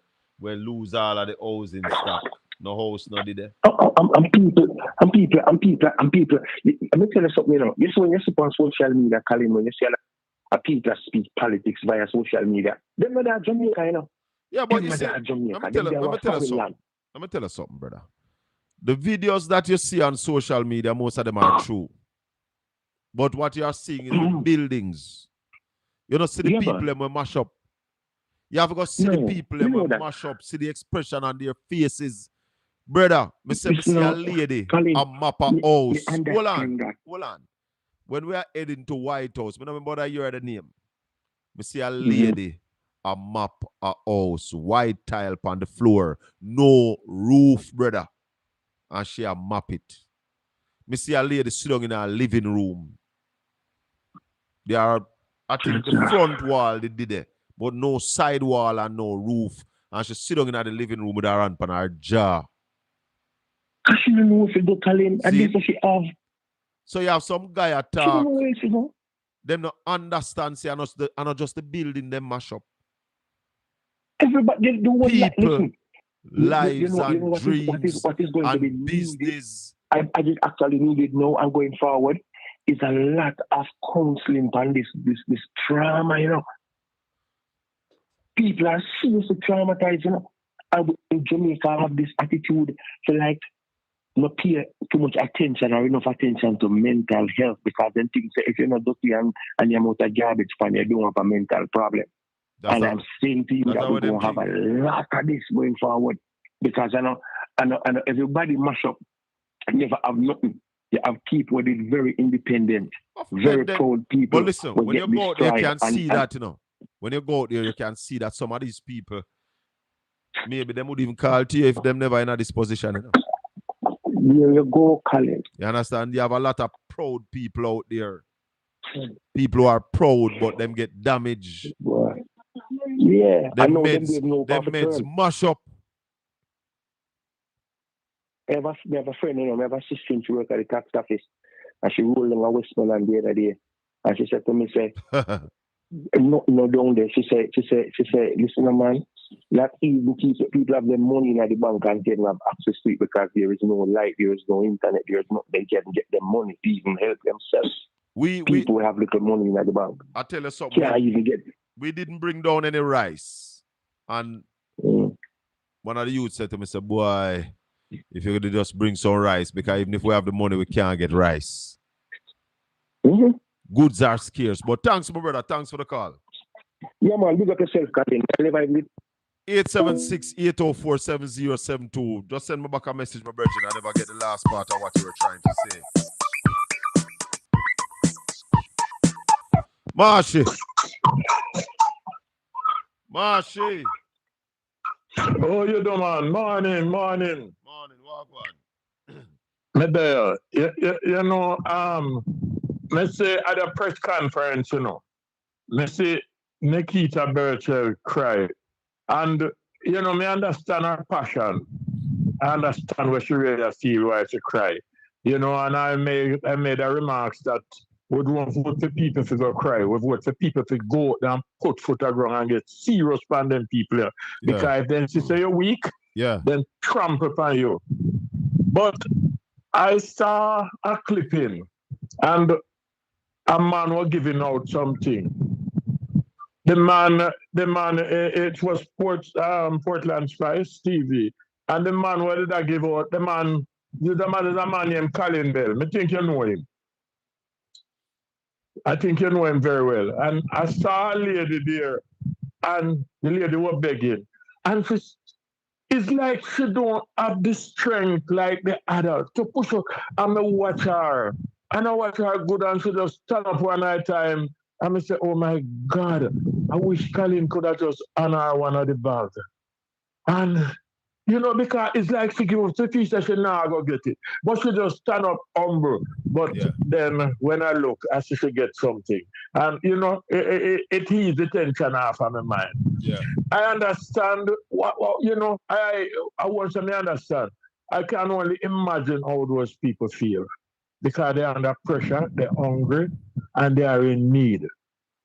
They have a government that made me remember Genesis chapter 1 and verse 2, where said the earth was without form and void, and darkness upon the deep. You know, the government is without form, you know, they're void of understanding, you know. Are they really know what they're doing? Because some of the things that coming into this country for aid, I think we will be able to find them round at a place in West Central St. Andrew, you know. Careful. Careful. Yes. Yeah, West Central St. Andrew, we might find some of them, please, some of those things. But it seems that if you imagine what I'm talking about, because we remember the fertilizer never reached who it should reach, you know, but yet it was in store selling and it was given to us free. May expect the same thing to happen again. Before I leave, I want to wager a bet with you. Central Manchester get a touch of the Hurricane. Who is the MP for Central Manchester? The last time I checked, I don't know if I see him person you know. The MP for Central Manchester is Rhoda Crawford. Rhoda May Crawford. And that may believe the last time. Now in Parliament, where everybody, every PNP get up and we're talking about what's happening in their constituency, right? Me notice nothing to the JLP people then, according to them, except one from St. Elizabeth. I may understand that they're upset with him because him get up and talk and the PNP applaud him. But I want to wager a bet with you that if Madam Speaker is the Speaker in the House, I bet you Rhoda Crawford not get up in there and talk anything about what going on with Central Manchester underwater. Rubber! Shalla! Tell her! Rhoda, she can't talk. She's a minister. Ministers can't ask questions. Ministers can't ask questions? No, she's a junior minister. It's only the backbenchers them. So only backbenchers can ask questions. There's a backbencher. Marlene Malaw Ford is a backbencher. So man, it sound like you want the song where Chris Gayle and Bravo do so. Champion. Yes. You start to say making sound away there a while ago. Yeah. So you see, she will never be able to ask any questions. She can't do it because listen this, especially they will shut her down. I would have loved to see that still. I would have loved to see that. But then there will become a time when they're going to be having the state of the constituency debate where the speaker won't turn up. That is my bet. The speaker will not turn up for that. Well, I think you will win. Colin, let me tell you something. We are in a spot of bother. In this country, we are in big trouble. But there was and me not politicize the thing. Me not politicize it. But Burning Spear do a song, and me remember the song. Me give them what they want, yes, me give them. Hey. Real dub, you know? You know? Yes, man, me give them what they want, yes, me give them. Me give them what they want, yes, me give them. Little more Marshy. Yeah, take it easy. Bless up. Madam Producer, the people I want to hear from you, know. Hello, good evening. Mr. Bell. Yes, sir. Mr. Bell. Yeah, man. Forward. As a former army officer. I wasn't an officer. I was a private. Oh, okay. How hard it is with your technocrats and all your advisors, say the first order of the day have to set up place where people can get a meal, sleep, and so forth. That is simple humanitarian thinking, brother. You look, the people that were carrying things, you notice them carrying things with the expectation that we're doing that. Yep. So you're carrying water, you're carrying 6 water treatment plants. Japan, one of them countries are sending 1,000 bed. The one where you're going and zip up, right? And our government sit down out there going like him to do something. Hold on a little bit. Hold on there. Cornwall Regional Hospital needs urgent help. Humanitarian crisis at the hospital. The hospital still roofless. Patient being overcrowded and staff overwhelmed and burnt out. Not enough being done to help. Is that what is happening at Cornwall Regional? You mean a brand new hospital? You know which brand new hospital? After it's not done. But 90% of Cornwall Region are supposed to be deck. Well, I don't know it like that. I don't know what them do with the renovation. Remember, it's a 10th floor hospital, so all of them they are deck, Yeah, man, it should be. Remember in about 2022 when Nigel then give them 100 million to complete the roof and the 9th floor. Well, so they should have done years because that the money collect can't use. No, but them not done. Them not getting no data. Them said projected to cost $23 billion. I mean, I beg the government, please not put Christopher near the rebuilding of the Black River Hospital. Not put him near no rebuilding of no hospital. All right, my boss. Thanks for the call. Me not done yet, man. Oh, go on then, no. All right. You know, say Andrew owners owe roughly 9,700 hours for poor people. I remember 2016 in camp. Go ahead. 2016 in campaign for 1,000 poor people a year, After election, what he last ribbon cutting, he's saying 304 and how successful the program is. Right? So that out of 9,000 people wouldn't get destroyed, because only a nice little deck house, Yes. And he promised with 70,000 houses in a housing trust, and in the less than 20,000. So he have 50,000 at that when we So you look at 1,000 houses that people would have better off today if Andrew Wellness them keep them word. Say at least 3,000, 4,000 out of that to that building out west. Right, would have stand up. So if you need keep him word, so man, a big talk. Tell her a big talk that if you need keep him word. You talk. Him man with 9,700 poor people house. When he say would have make in 10 years that he should have make, and you go 3,400. They say with 9,700. You hear the man say, Madam Producer Andrew with 9,700 poor people house. At 1,000 a year, at 10 years in the farm, and at it last. Jesus. When they say about 1,000 a year in the promise of 2016? Yeah. Tell her. Me have to go ask him. Then when the auditor, remember when the auditor general go in for when he said the auditor general, incompetent. Yes. He said he spending money. Don't put to incompetence and what? Some other word in use. Remember. I remember Desmond Mackenzie have the same program I do too. So we should have at least 15,000 at those house. All right, my brother. I'll talk to the producer a little bit about Thursday, yeah?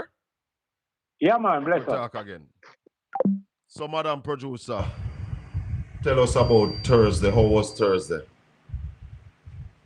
Yeah, that. Dry it up. Right up. Good morning, Portland Spice TV. Nice. All right, so first we want to say thanks to the Most High God for taking us down to Westmoreland and St. Elizabeth. and to the viewers and the donors who made it possible. It was well appreciated by the people of Westmoreland and St. Elizabeth. So I must start off by saying that we journeyed down through Montego Bay. And I was a bit surprised as it relates to the place itself. We went down there the Friday, last week Friday, and everything is the same. Not change. Not at all, Not change. change. The only thing, the light poles are out of the road. The wires are still there. While them still cross and pile the road. But as it relates to the building, the houses, I mean, nothing at all has changed. All right, so we took over 200 packages. We took about, I think, 140 bread. About 150 a little bit in that region. We took a lot of clothes and shoes. So I must say thanks to all the people who gave us clothes and shoes, Yes. baby stuff, Pampers. Hey, hold on. Oh, ironic. We got some stuff from some people at Shrewsbury. Yes. And the place that we went to in Westmoreland was Shrewsbury. So we want to say thank you to Pam over Shrewsbury, Yeah. Odette, Dion, Valin, everybody from Shrewsbury who contributed clothes and shoes. And visually. And Vejali. All right, so Vejali is Colin's niece. And when she heard that we were going down there, she gave us a degree roll on. And she said to her aunt, when you go down there, make sure you find a little girl and give the little girl this roll on, and said, I sent it for her. But I'll tell you who get the roll on in a bit. All right. So Jackie in England, she made some donation as well. I really don't. And I have to big up my mother church. Yes. So my mother church down there in Woolwich church, mommy. I think a Woolwich. Yeah, big up all of the church members them who've been praying and send their donation to. All right, we got some donation from Portland Spice TV as well through the Cash App and the. So from the listeners and viewers from you. Yes. Who donate, and some people don't even want to talk about them name or talk about them, but we thank you very much. Yeah, man. People them appreciate it. Auntie Elaine. Yes, Auntie Elaine. Auntie Elaine, we're coming back for the rest of stuff. We're coming back for it. To Diana at Anchovy, she did some donation as well. Yeah. And Pauline and OP. Pauline from Coronation Bakery. So that's a Coronation Bakery staff. Yeah. Yes, Coronation Bakery staff is still on board. Anchovy Hardware. Yes, you big did up it. Neil and Diane and the whole crew to Anchovy Hardware. Big up on yourself. All right, so let me tell you about the journey now. Yeah. So we journeyed down. It was 6 of us. We went down through. What are the 6 people? But we have. See Shaka D there. Yes. See the producer, they see me over there. So Tasha, I use the camera. Vinette was on a camera as well. No, this is Vinette's camera we are watching now, actually. Yes. Vinette camera this. So you may see Tash somewhere. And Odette is in the van. Yeah, that's my little sister. I can have little sister at my age. All right. So we went to Shrewsbury Falls. And so Tasha there on the camera. Yeah. See her she. Yeah. And some of the first place that we went, they were honest. They said to us that we wouldn't need a little stuff, but there are places that is worse than here. Yeah. They said to us that they say on that side, every board house over there, so mash up. They say we would take some food stuff, but that as it relates to clothes, we don't want any clothes over this side. So let me give you a little description of what that side look like. So the place named Shrewsbury Falls. So there's a fall. And I can tell you that every single house, it's a flat land. And every single yard, water is still running in it. I met this lady, Mrs. Williams. I saw her with a little bucket. I was saying to her that she's still fortunate because a lot of places that we stopped to even use the restroom, like gas station and stuff, we couldn't get to use the restroom because there wasn't any water. But she came out with her little bucket and she took up some water. See it there? So that is Miss Williams. So she used that water to flush toilet. So every single yard, if you notice, as the people come out, as they step out of the house, they step right into the water. All right. So they took some stuff there and then they took us to the other side. On our way, we saw about 6 dead cow. Yeah. Yeah. Yeah, we saw some dead cow. And unlike Zara Burton, we saw John Cross eating. Yes. Just that when we were coming back, the cows were there, but the John Cross their belly full. And I have a story about that because I am saying that the John Cross they eat so till them belly full and them no want no more. And 6 cows still left in the pasture. So that's to show you how bad it is.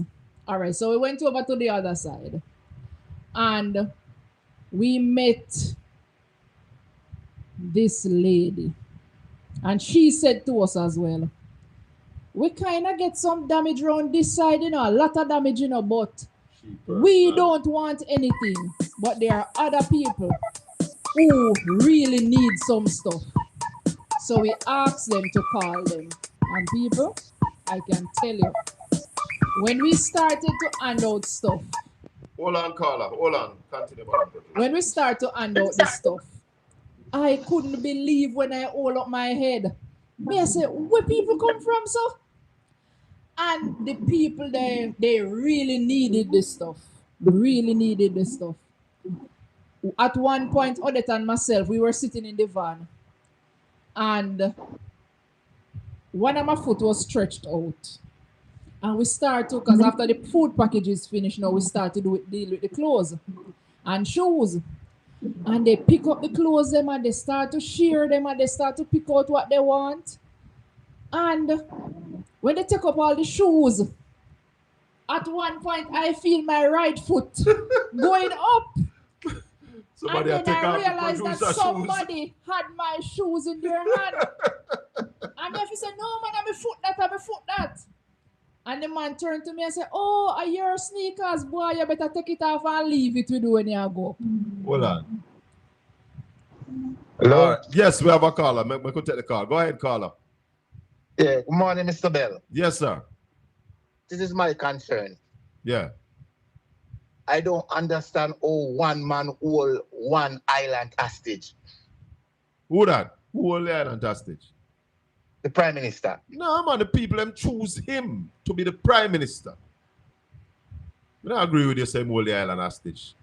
Yeah, but basically that's what's happening, regardless of any circumstances. That's because if you look carefully, even the robbing that is taking place, if you look through a good spectacle, it is Labour right that's doing the robbing because there's the only set of people that cannot come out and say, oh, we are starving. Wait, so they can't talk. They can't talk. What stop them from talk? Not stop them from talk. You starve, you starve. Well, as you said before, they make the choice. They make the decision. No, the decision becomes an embarrassment to them. No, but if you're hungry, you're hungry. Yes, that's in a different case. But in this case, how can you say you're hungry when you vote for prosperity? You never know, say hurricane that come.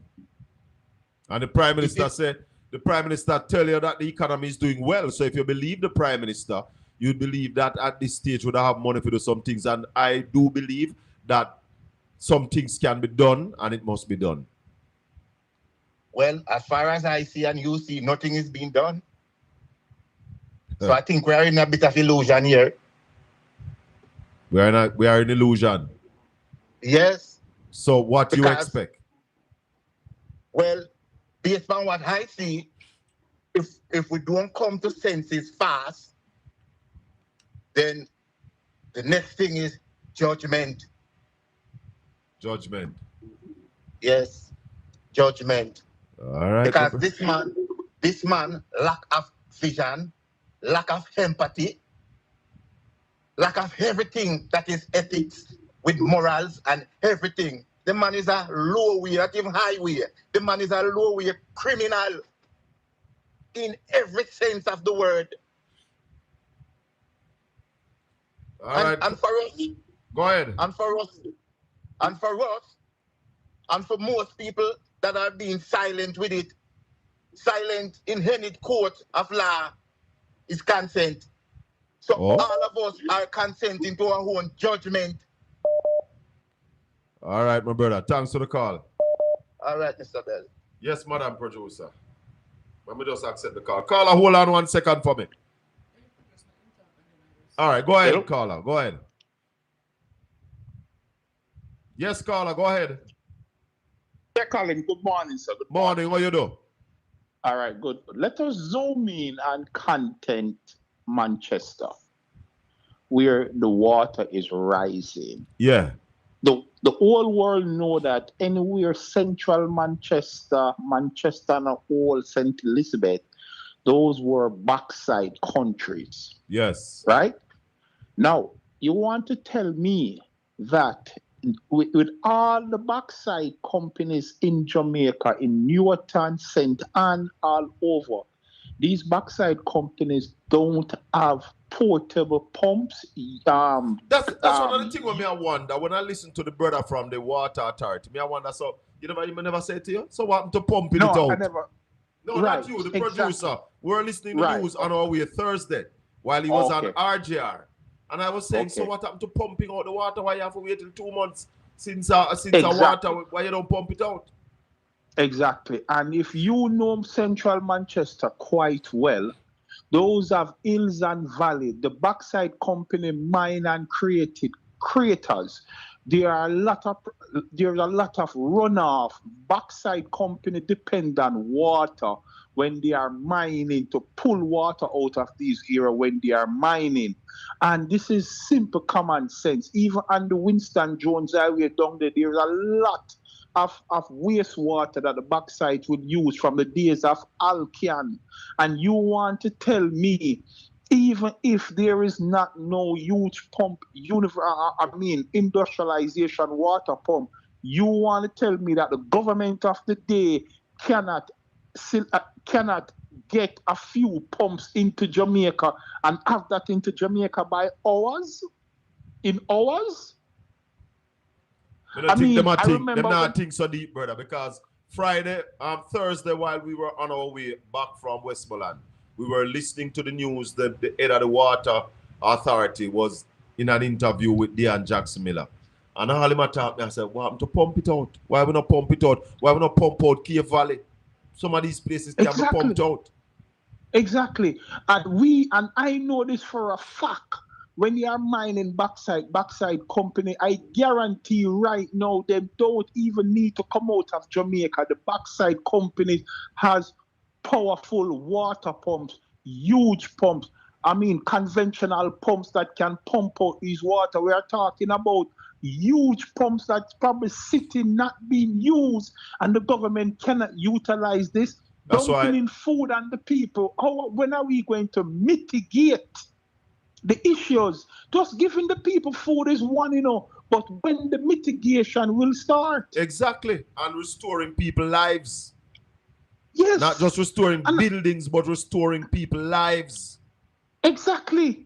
That is what you do. You have to mitigate the issue. No, we gone from recovery. No, we gone from rescue. No, we are in recovery. We have to start build back. And these are the things that the people of the day, the powers that be, a move and pen, bring it to the office of the Prime Minister. How different is it been running now? What are the infrastructures build back?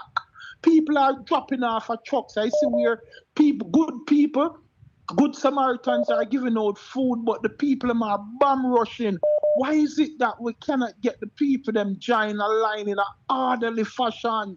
We can do some space. We can protect life. Do you know how much life is going to be lost because of this delay in mitigation? The worst has not come yet, The worst is to come, And that is what we are facing. I hope you're wrong. I hope you're wrong. Unfortunately, we can't. All right, and I saw Zara Burton ask a question about the crows, and a lot of people ridicule this woman. You know, They don't understand. a lot of people ridicule this woman. You know, and what she has said, you know, and the suggestion that she has made to these people, you know, it's a master stroke. You know, do you know what it is to send a human out there to search the hills and valley for carcasses and the health condition that you are going to expose that human to? Yeah, it's the crows. The crows were made to clean the earth. Exactly. And the ecosystem, and I don't hear the government follow up on this suggestion from the lady, you know. Now them are taking me joke, brother. A joke, them are joke it out. Making joke. Why? I tell you. Little more. But I see you doing your part, and Yes. we all doing our part, and I must be an appreciator of what you do, boss, and the whole 9 yards. But you have to protect yourself, because remember, you have a family too. Yeah, man. It's a whole And you're Portland doing Spice TV team here. There you go. Thank you, sir. Blessings. Good. Thanks. Peace. Yes, Madam Producer. Eh? Hold on for me, caller. Go ahead, Madam Producer. All right, so I have 3 more sponsors that want the name to be called. Yeah, go ahead. So Georgia Dice. I don't know if the other Georgia, I won't call the surname. So the other Georgia and your Anti-Plummy Church. Oh, Anti-Plummy Church over in Springfield, the US. Yes. All right, so when we finish distributing in Petersfield. So this is Petersfield we're looking at right now. The Petersfield area, but not just Petersfield, but Petersfield is the big name, and they have a whole heap of little areas. On our way out, that is when we saw, like, you came out of the vehicle and you looked down the road where you saw the flooding. The flooding. Yeah, man, a lake lay down there. No vehicle can't go down there. Every single yard down there underwater. Yeah. I saw a little girl, like she step off our veranda and step into a pool. The water catch her under her breast. She was in it having fun. But what scares me, the amount of dead cow, dead animal that we saw. And that is the same water. Hold on, please. That is the same water that they are walking them and they are playing in. Yeah, serious. Hold on for me, caller. So people, when we left Portland, we decided that we were going to Westmoreland only. But I had a little faith. When I hear say we only are going to Westmoreland, you know that little feeling there in your heart? It make your heart feel away. I mean, I said to myself, so my God, me now go get to see that little girl that I saw the week before in middle quarters. So let me take that caller and then we go back to that success story. Go ahead, caller. Yes, Colin, good morning. Morning. Colin, the private sector, they're reaching out to the Prime Minister now, calling on him to do something, and that is slow. Yes, they waited too long, but however, they're still making a call out to him. Now I want to ask you, help me with this, Colin. Is there any body or organization out there? We know say the GG now going to do it. We know say perhaps the new DPP won't do it. Can the private sector take the government to court on behalf of the people who have been affected by the hurricane situation? Because something bad got happen, you know, Colin. It's getting worse and worse now, the situation, and nothing seems to move the heart of Andrew Holness. Not even one of his members of parliament can say to him, Prime Minister, you have to do better. Step up the tea. It can't work so, you know, Colin. It can't give to just who vote for him and leave other people. It's just Jamaica we're talking about. But him doing that is dividing Jamaica. And we see it. What is going to happen, Colin? Can somebody, some organization, take him to court for him to speed up this recovery? Talk to me. That's a question I'd have to ask. I'm not a legal trained person, So I would have to ask that question to somebody who is legally trained. However, you see, until people who say that them attack truths and rights, really talk truths and rights, because you have a lot of GLP vloggers and minicons are basically cheer on the Prime Minister with this performance. So there are those who are saying to him, you are doing well. Even without the knowledge of what is happening on the ground, even without really checking about the people. Because as I said this morning, Madam Producer, and not just buildings and roads and infrastructure mash up. People mash up. People lives and dreams and hopes and aspiration mash up. You have to build back those as well. It's not just the buildings you have to put back. So we have to call upon all Jamaicans to be honest and speak the truth. It's not going well. You know, Colin, when you look at it this way, when the producer mentioned cows, that is some of the people livelihood, you know. They would rear animals. Yeah, the business. And then at a time, then they sell it. That's how that's their part of your call working, you know, to get money to take care of themselves, to carry on their lives, losing all of that and losing house and everything. You must be confused. If you have a strong mind, you're going to get leak in your head, you're going to get mental. Yeah, mental issues start and all of that. And again, I know that there's donation coming with not only cash, kind as well, goods. I don't hear those things being distributed to the people from the Prime Minister. Where are those things? Where are they? Well, we have to continue asking these critical questions and hold them foot to the fire. The Prime Minister must add opposition members of Parliament to these committees for transparency and accountability, Mr. Prime Minister. They don't want to. He called upon Mark Golding to be on board with him. Mark Golding is there, and he oversight him same way, because guess what? He don't want to be held accountable. And in pay off all who him to pay off, so them can tell the lie for him and keep things covered. Yeah, that's what he does. So that's why you can't get no justice down there. Everybody pay off, so everybody silent. So they want the opposition to come and have a part of it, which they are a part of government. They were elected by the people. Perhaps they might be the ones to take him to court on behalf of the people who are suffering. All right. And then not wanting to include them as well. Anyway, Colin. Thanks for the call. It goes on. But Blessings. let us see what's going to happen in the end. No? Thank you. Man. You're watching the Colin Bell Show. We're live on Portland Spice TV. If you have not yet subscribed to the channel, please subscribe, like, and share the channel. Go ahead, Madam Producer. So as I mentioned before, the success story. So on our way down, a member of the team mentioned that there's only one parish in Jamaica she never go yet. And it was St. Elizabeth. So when I heard that, and Colin said, when we can drive through the so you can get to see the place, so at least you can go to St. Elizabeth. I said, yes, my prayer is answered. I did not say a word after he said that we'll just go to Westmoreland. I never said anything at all. I just said, God, I really want to see that little girl again. So after we finish distributed in Westmoreland, we head down to St. Elizabeth.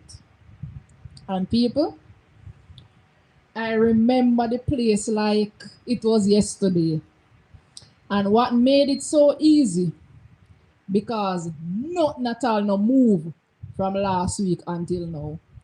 So I was looking for this place on my right-hand side going down in middle quarters that a table was turned down and a stove was right there. I took a picture with that little girl because I wanted to see her again.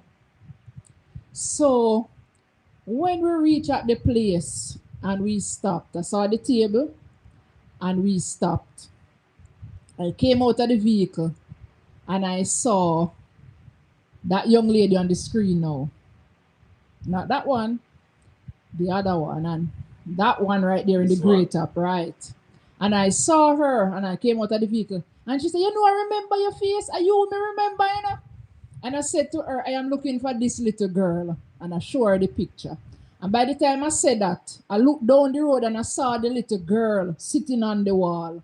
And I said to her, I said, see her there down there, so. And she said, oh, yes.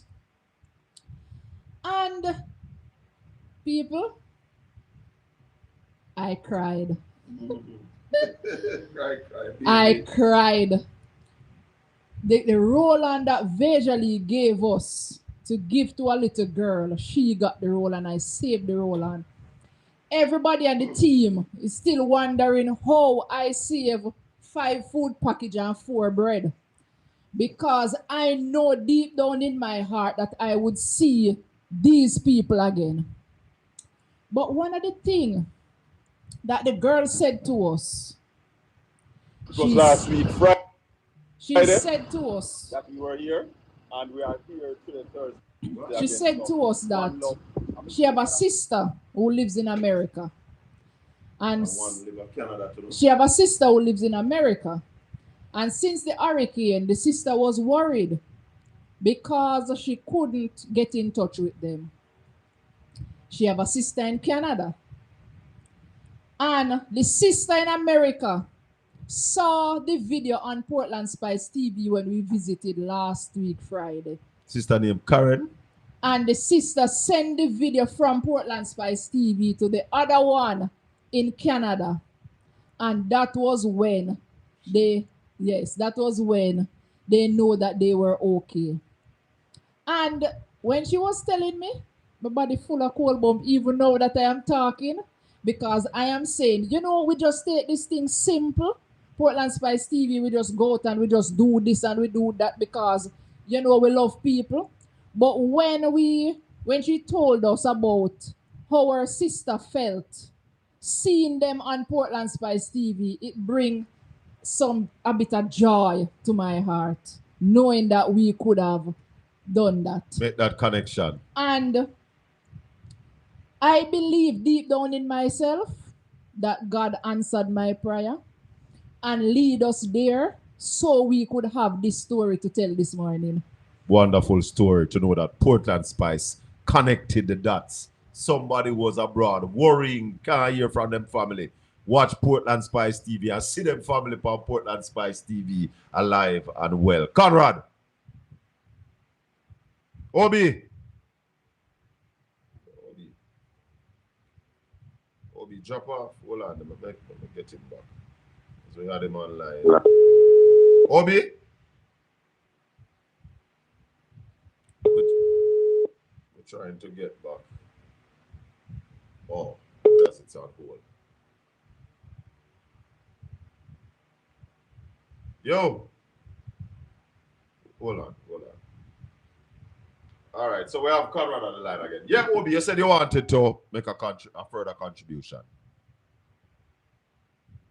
That just called just now. Go ahead. About a caller about taking the government prime minister to court or so on. Yeah. I sent you something there from the disaster risk management agency as to the act and so on, and what are the first priorities and so on. When you get time, you're probably not early able to do it to know, but you can read and look at where the priorities are supposed to trigger. Yes. However, I think, Colin, there is absolutely no doubt that the requisite material products are now in warehouses. And I said it earlier, is how do we get it out? And I think that's where the caller is at, you know, as to the haste, how do we put the action in place? So it makes the question now as to how organized the authorities is, the various other authorities, whether it is that agency that is that body that put in place, chaired by Desmond McKenzie, and so on. What are they doing? Because you get the impression that the movement is certainly very, very slow. I heard not just talk a while ago, and she was saying, for example, when she went into, say, St. Elizabeth last Friday, when she went back this Thursday, there were still benchmarks that she had there that she could use to identify where. So it simply means that on the ground we are not seeing the kind of movement that is taking place. And it begs the question, who are doing the coordination?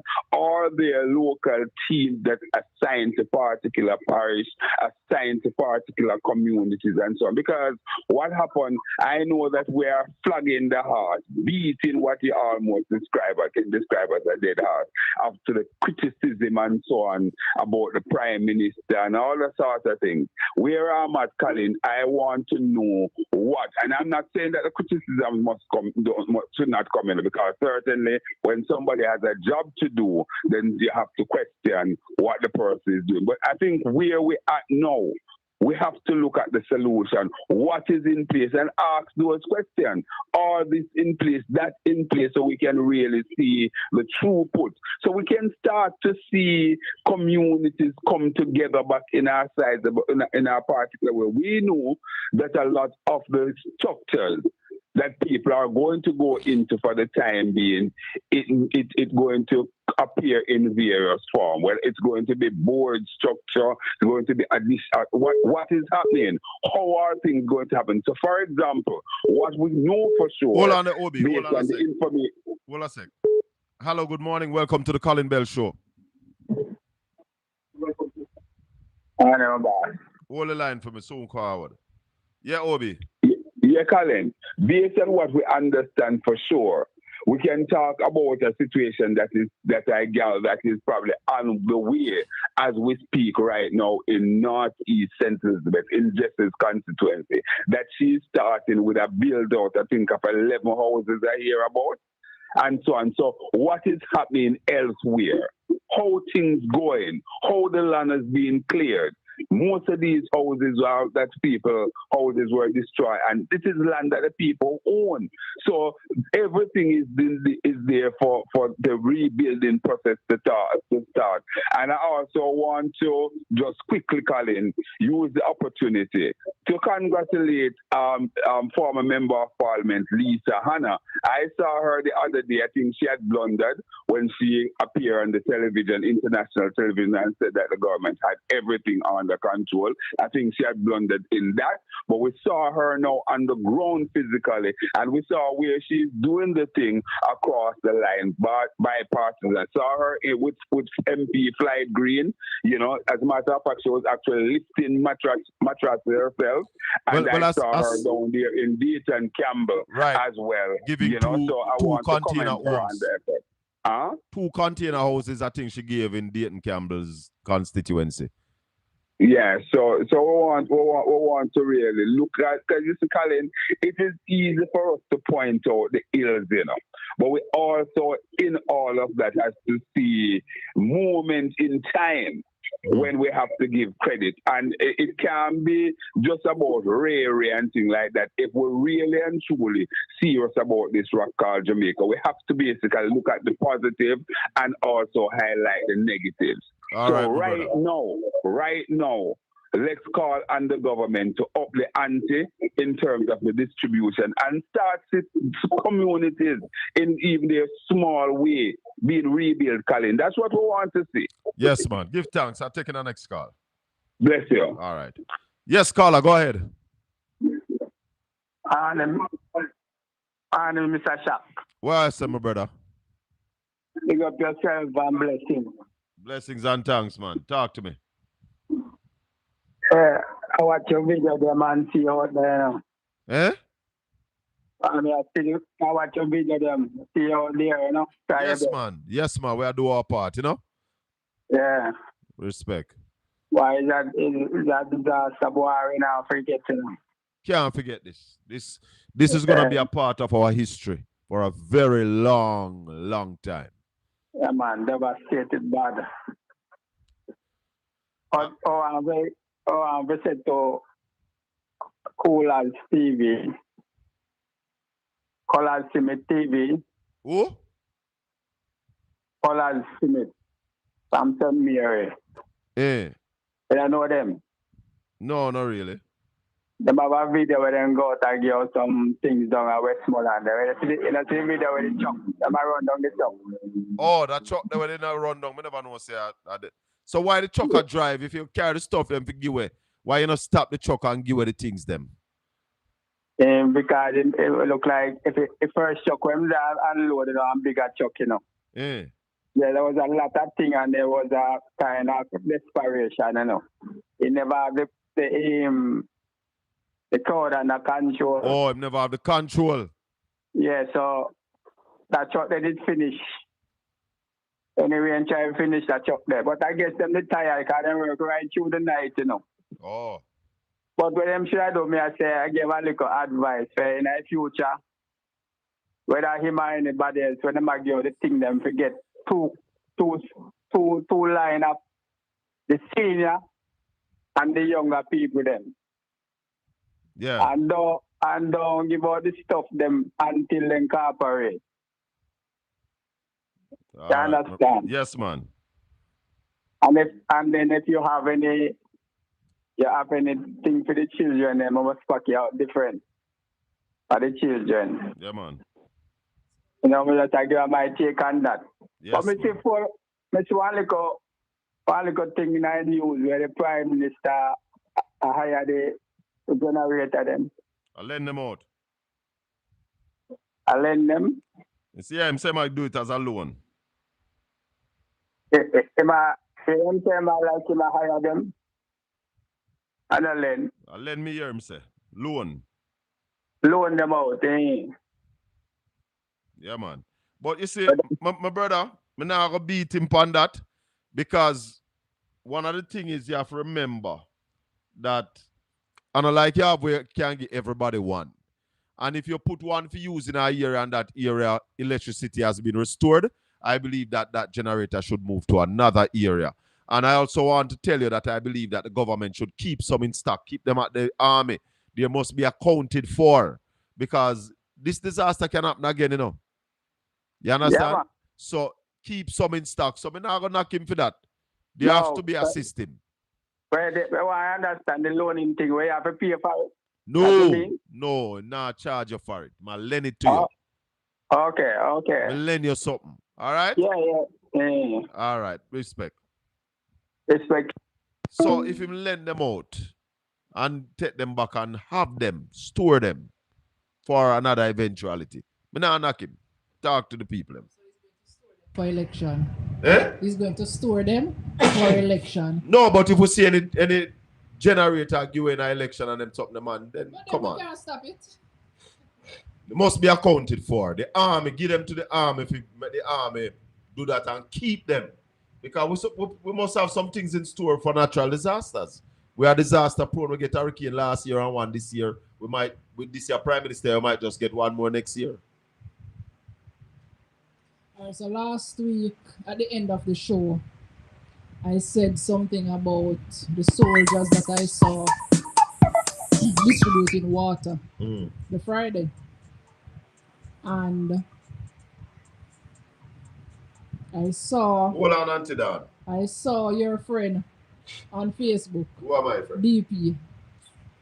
Saying something about the producer saying that the soldiers shouldn't carry their rifles.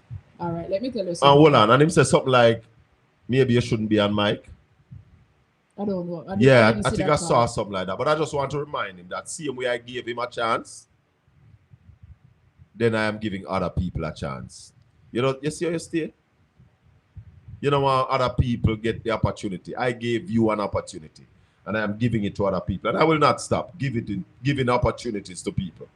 Talk, producer. All right, so a lot of people take a lot of things different ways. And I can remember, I have a daughter. I don't remember what was happening. It was a roadblock or something. I think it was for water. And she was very traumatized for years because of that same rifle. And I am saying that these children went through this hurricane, that this was very scary for them. And some maybe don't feel any way to see those rifles, but some will.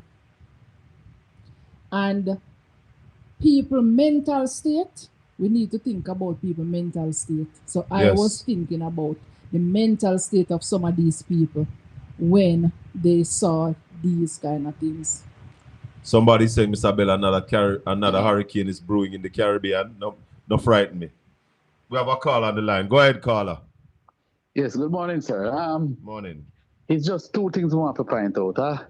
I see somebody post on social media that so the Prime Minister is allocating $10 million for the constituencies that were badly damaged. $10 million to the MPs. Yes, but the person said that they had a Negril sign.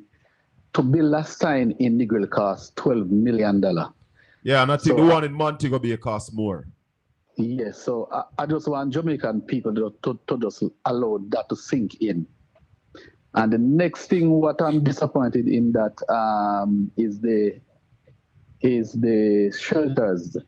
I don't think the shelters them overall is getting that attention that they're supposed to be getting.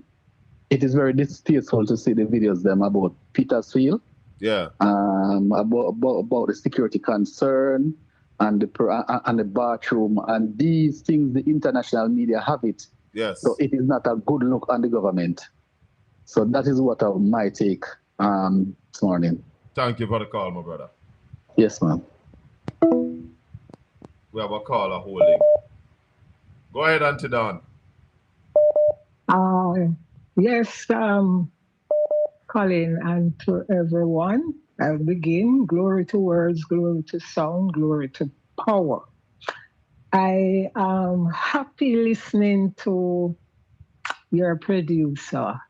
You know, it's a bittersweet happiness, but you're happy that there is some nice de-stressing side to situation. Because that little girl look like her no tutti frutti girl. Is that her no tutti frutti? Right.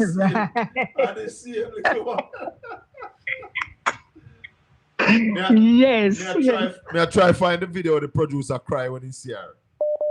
Oh yes, the no tutti frutti girl, and it is so happy to hear, you know, that connection. So even in times of trouble, when a little ray of hope and a little sunshine, you give thanks for the sunlight. But you know what? I'm not hearing anything about the aid that the Venezuelan government have sent to us. I don't know if you hear of anything, but they said that they sent about 20 tons worth of things. And then, you know, but sister, in the parliament, the prime minister name everybody and never want to mention Venezuela. I didn't name them. Yes, that's what I'm saying. And I know we upset sometimes with how our party is going on, because you can't. My grandmother always say, you know, you can't act decent when you're dealing with old nigger, you know, and you can't be old nigger when you act with decent people. In other words, you have to know who you deal with and how to deal with them.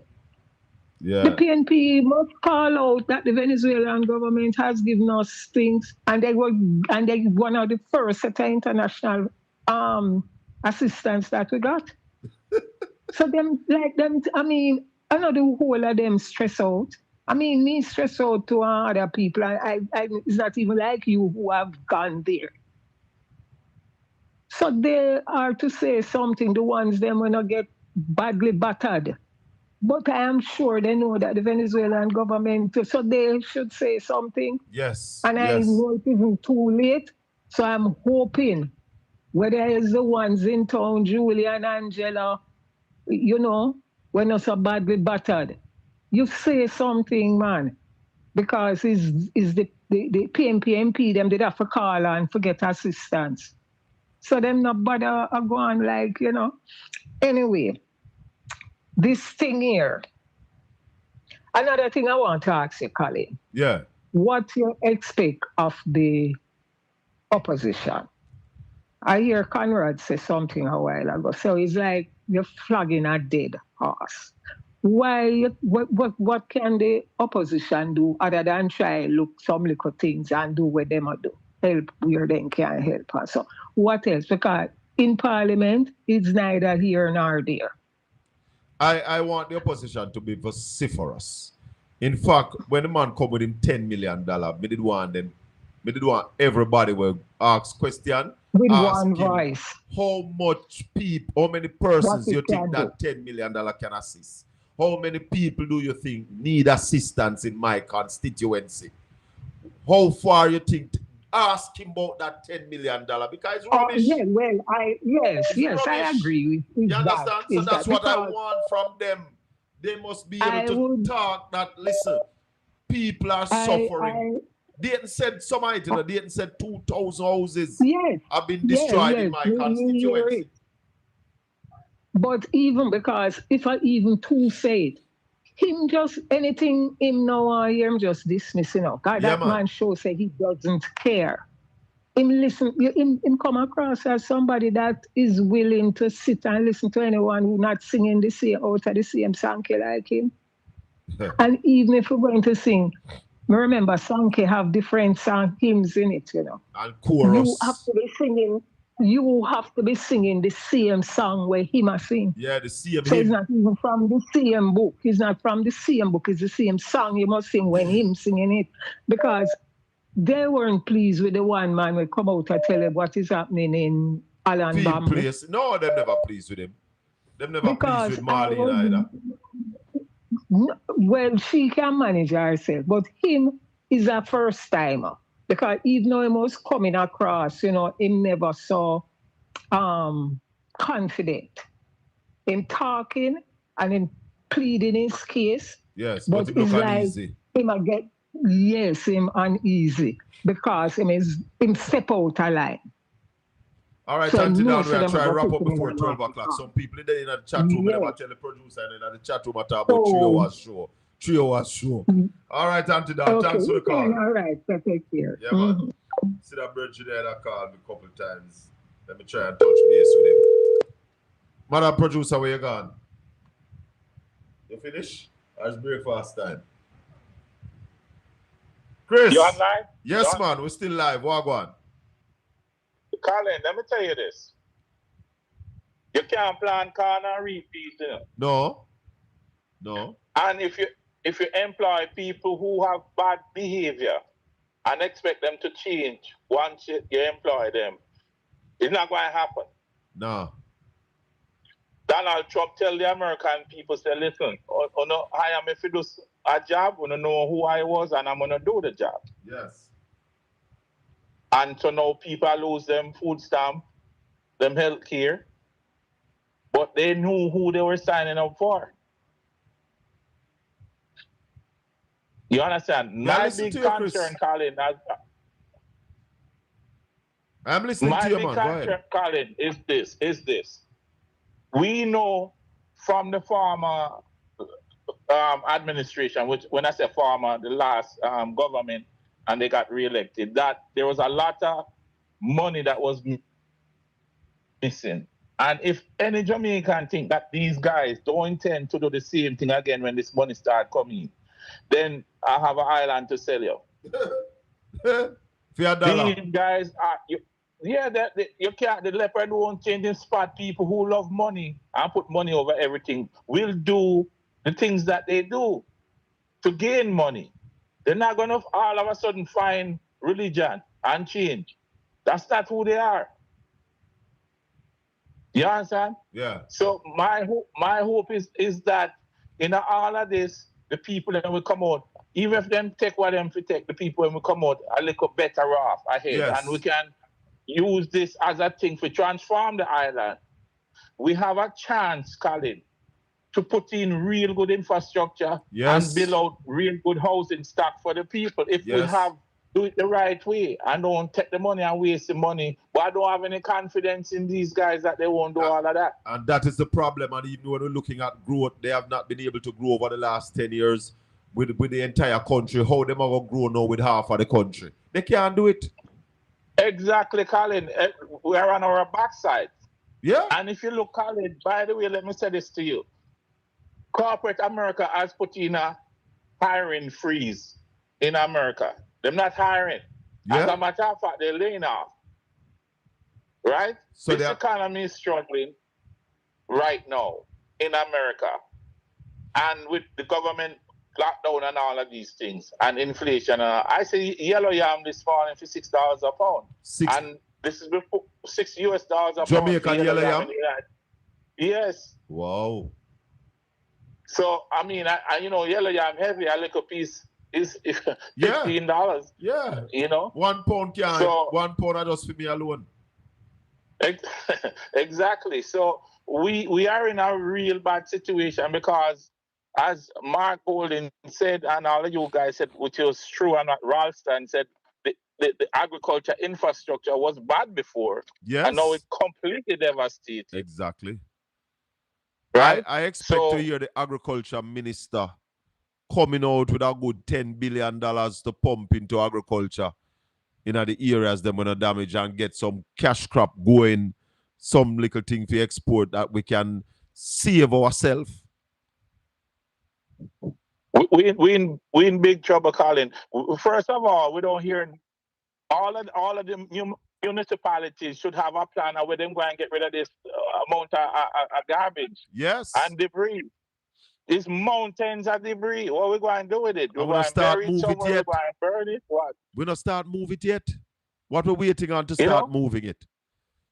Yes, listen, Colin, you're a soldier, and if you're going into battle, there's different kind of scenarios you work out according to how your enemy might move. You know, a category 5 hurricane is heading to Jamaica, and you have to have your expert come in and say this and this can happen. So let's kind of prepare for whatever scenario come. We know we can pre-plan water. For example, we have a helicopter in JDF. Water should be flowing all over the island, dropping off at certain location as soon as the storm ended. Because water, you can't live without food for a week. You can't live without water for more than a couple of days.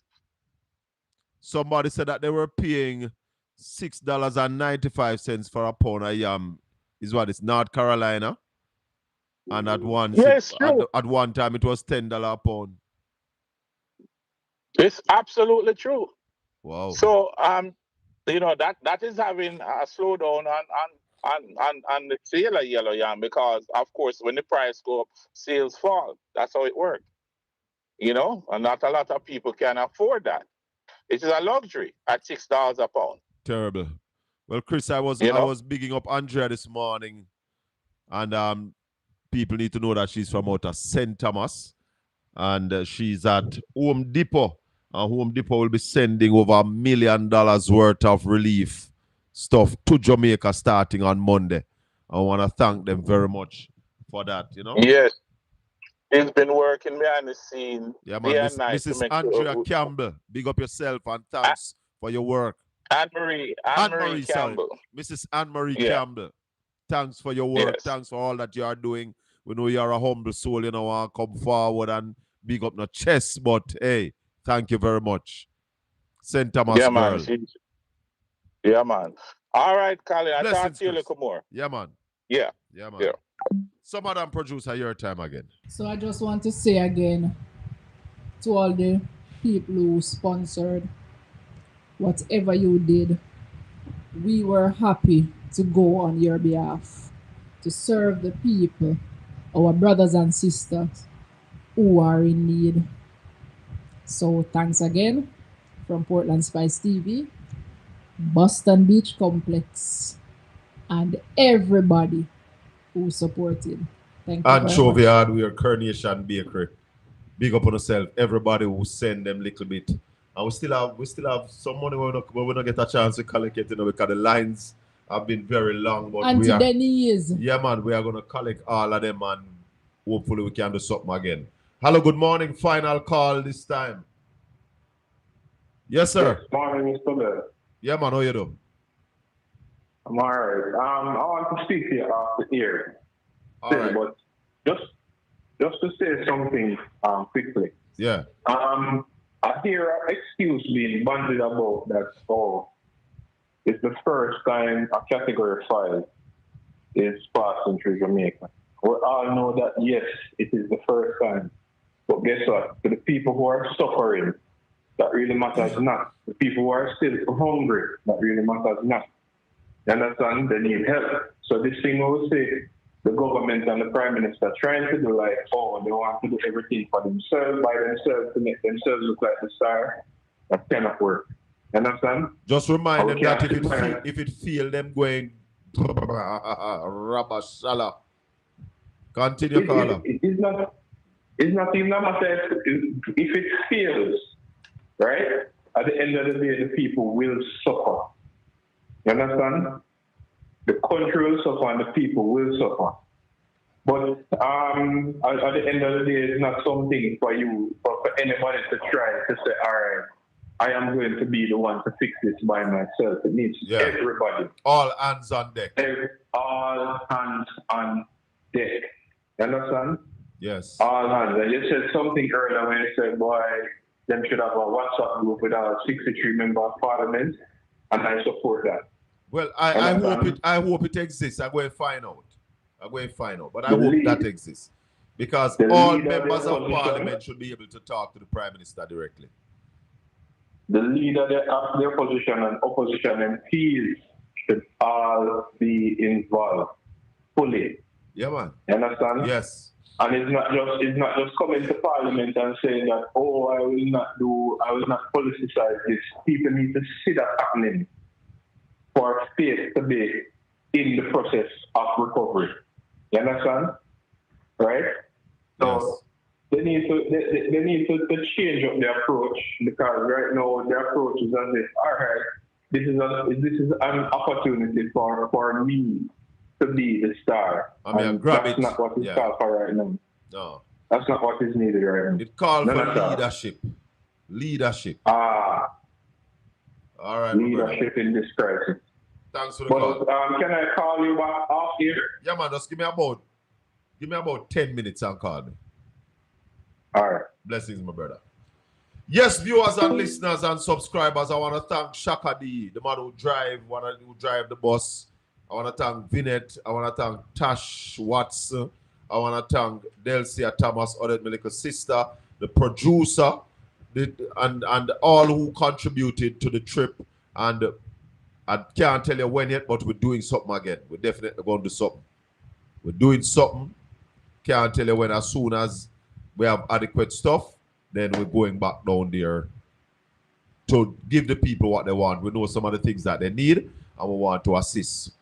Maybe one more time. Oh, there's a lady, they don't have water to make feed for the baby. The lady comes and she says, sir, may I beg you one bottle of water to make my baby tea. I gave her what? I think I gave her 4, because what we had left in the van was just about 8 bottles for us that we put aside to drink. We gave her 4 out of it. You know? We have to be our brother's keeper. Have a little heart and let's go to the party for right now. Think about your Jamaican brothers and sisters.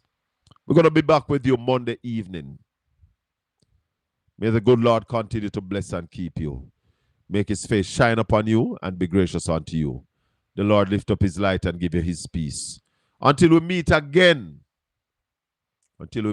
Monday evening, this has been the Colin Bell Show.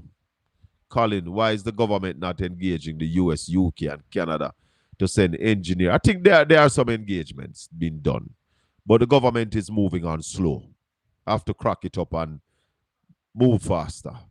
Thanks, everybody. Blessings.